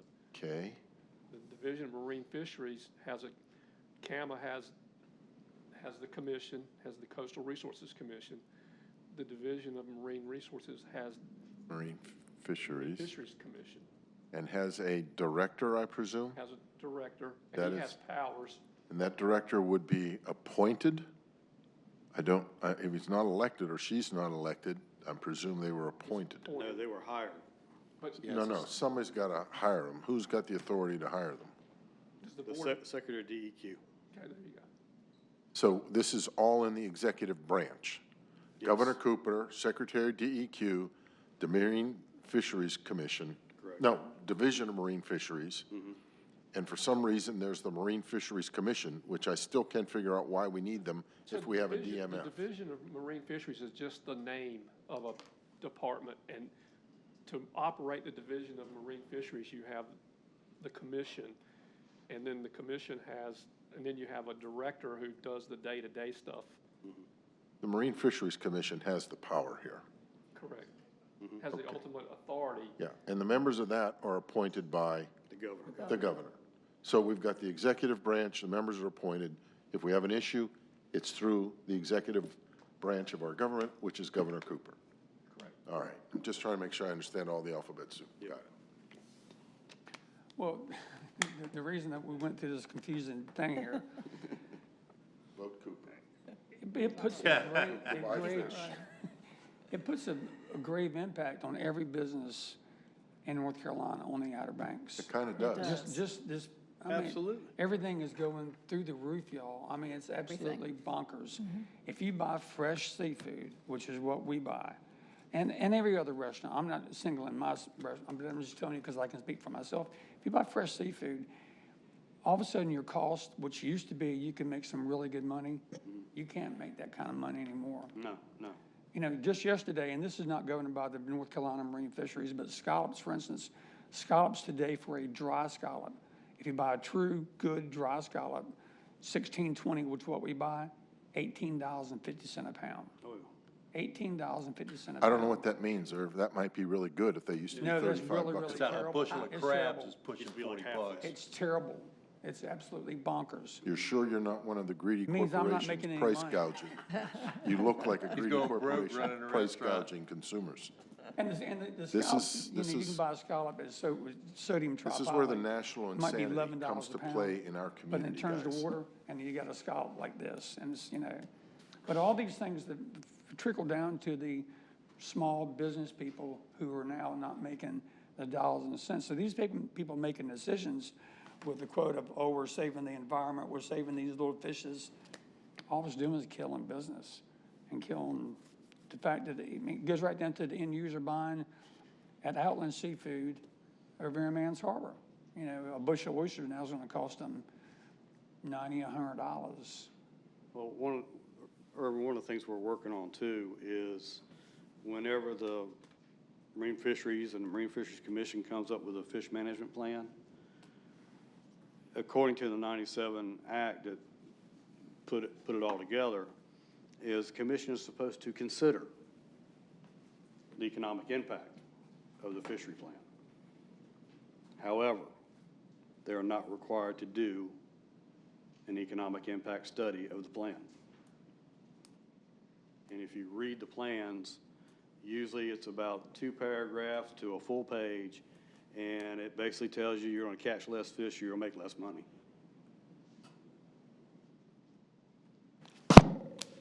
Anyway, my point's made. So some things are in the works to change that, but unfortunately, that's what it is right now. And another thing I'm gonna just tell you, this was just as screwed up during McCrory's tenure as it is right now. Oh, yeah. Oh, yeah. So we can't say it's, you know, I guess you could say. It hasn't been fixed or improved for us, has it? Oh, it hasn't? No, it hasn't. Okay. Hasn't been fixed in 20 years. 20 Yeah, years. exactly. Yeah, it's a long time. And we see what the end result is of all this. All we've done is just digress in fisheries. All this effort and these commissions and stuff, and what do we have? A debacle. Anything else, Commissioner Beck? I'm done. Okay. Commissioner Couch? Yes, thank you. And echo what, Wally, it's just good to have you over here. It was just kind of odd. I'll leave it at that. When you weren't here last meeting, Irvin and I get lonely down here. I do want to, in regards to what Gray Parsons said with the Frisco Native American Museum, we have enduring symbols with our water towers that are named after our Native American heritage here. And this is good stuff. They did a great job with the Secatan Symposium. He reiterated on the fact we had 5 PhDs here, and there's a lot of eyes that are on us. This supports our lost colony. It supports our place as the first people. This is a lot of good stuff, a lot of scholarly interpretation that can be done on this. Stephanie Banfield, who redid tweaked the resolution there, she had reached out to UNC Department of Indian Affairs there. But I'm hoping that board will agree. We've got capital improvement coming up on the water tower. For years, it just had the Dare County symbol, but it's right there where Croatoan is. And if this board is amenable to it, just to continue to have enduring symbols to our Native American heritage, if we can, whether it takes a motion or a consensus, is to name that tower Croatoan. I trust those guys at the Frisco Net. I'll stick my neck out, and I trust those guys, and their heart's in the right place, and they're doing good work down there. Can I make a suggestion? Yes. There has been some talk over the last couple of years as we repaint towers, not to put names on them at all because there's some financial concerns and issues with that. Can we wait till we get ready to paint that tower and make that decision and see where we are in that discussion? I wouldn't have a problem with that. Again, it's a landmark to our Native American heritage here. I hope we can justify the expense of some paint to have Croatoan and Manteo and Wanchese and Skyco and Kinnikit and Chickamaucomico on our towers. People ask questions. When's that on our schedule? I don't know the answer. I'd have to find out.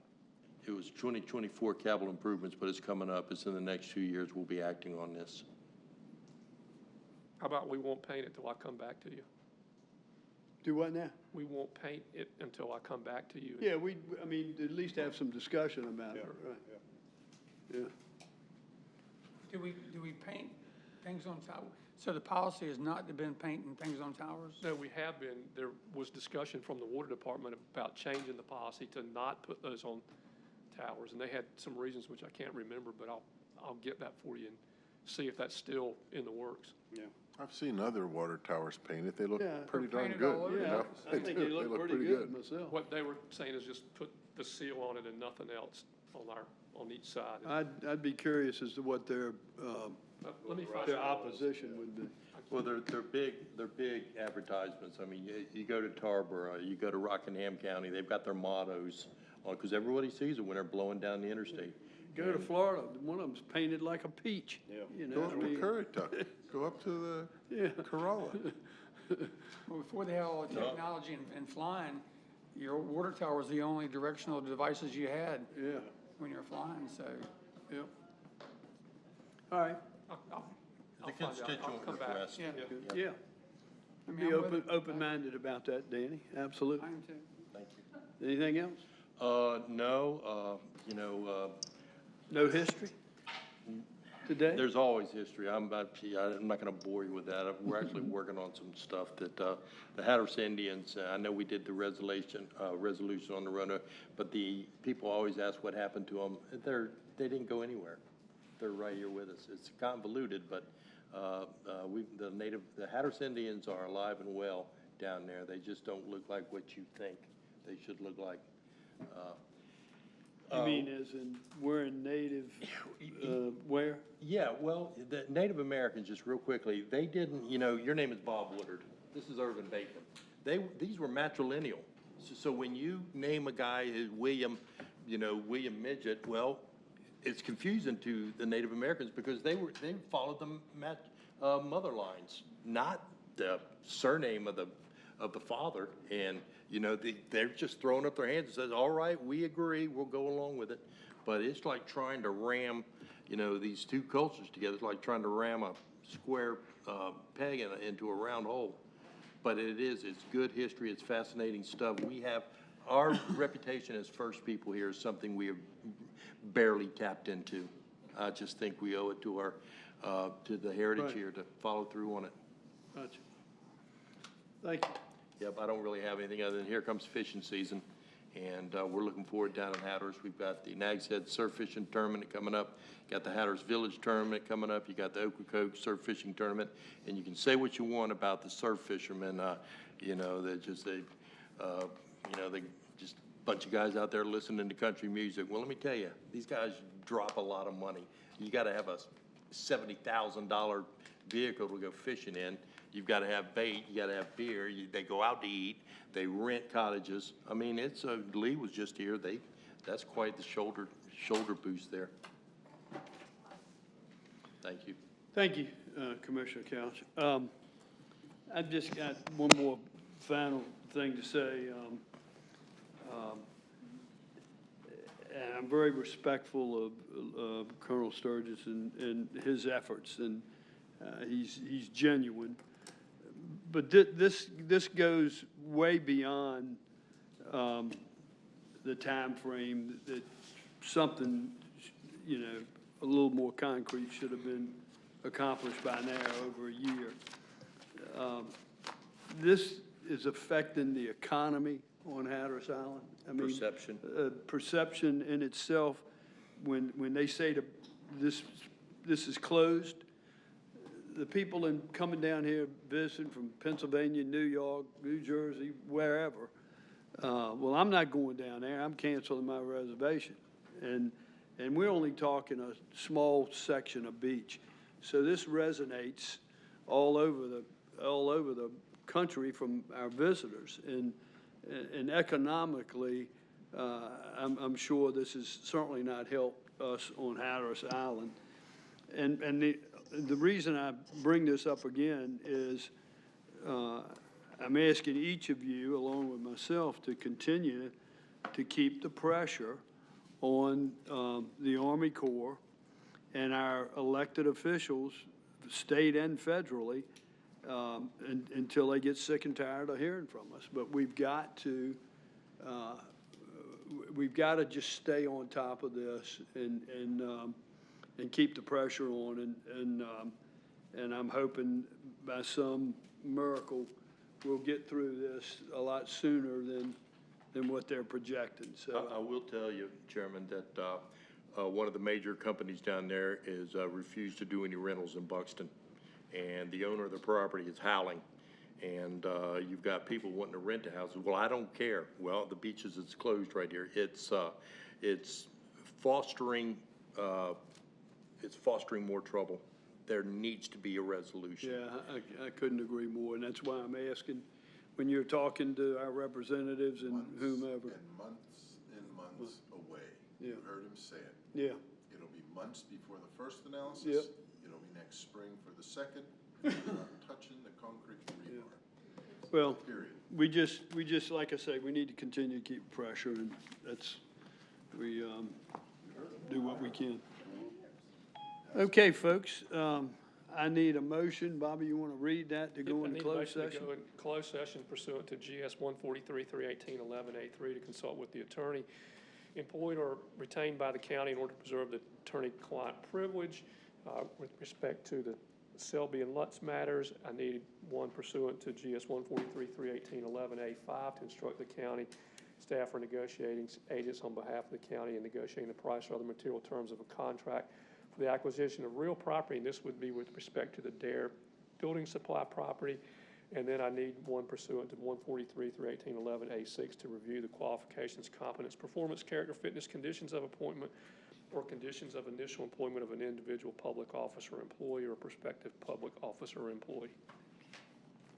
You have a motion to approve? Motion. Motion by Commissioner Couch, second by Commissioner Bateman. All those in favor of the motion signify by saying aye. Aye. Opposed, like sign. Motion carries unanimous. I call the Dare County Board of Commissioners back to order and turn it over to the county manager. In the closed session, the board approved the minutes of the last closed session, consulted with the county attorney, gave county attorney instructions with regard to the negotiating of a contract, and discussed the character, quality, performance, fitness, conditions of appointment of a Dare County employee. Took no other action. Okay, thank you, County Manager. That brings us to close to our meeting, and I need a motion to adjourn until October 7th. So moved. Motion on the floor by Commissioner House, been seconded by Commissioner Bateman. Any further discussion? Hearing none, those in favor signify by saying aye. Aye. Opposed, like sign. Motion carries unanimous.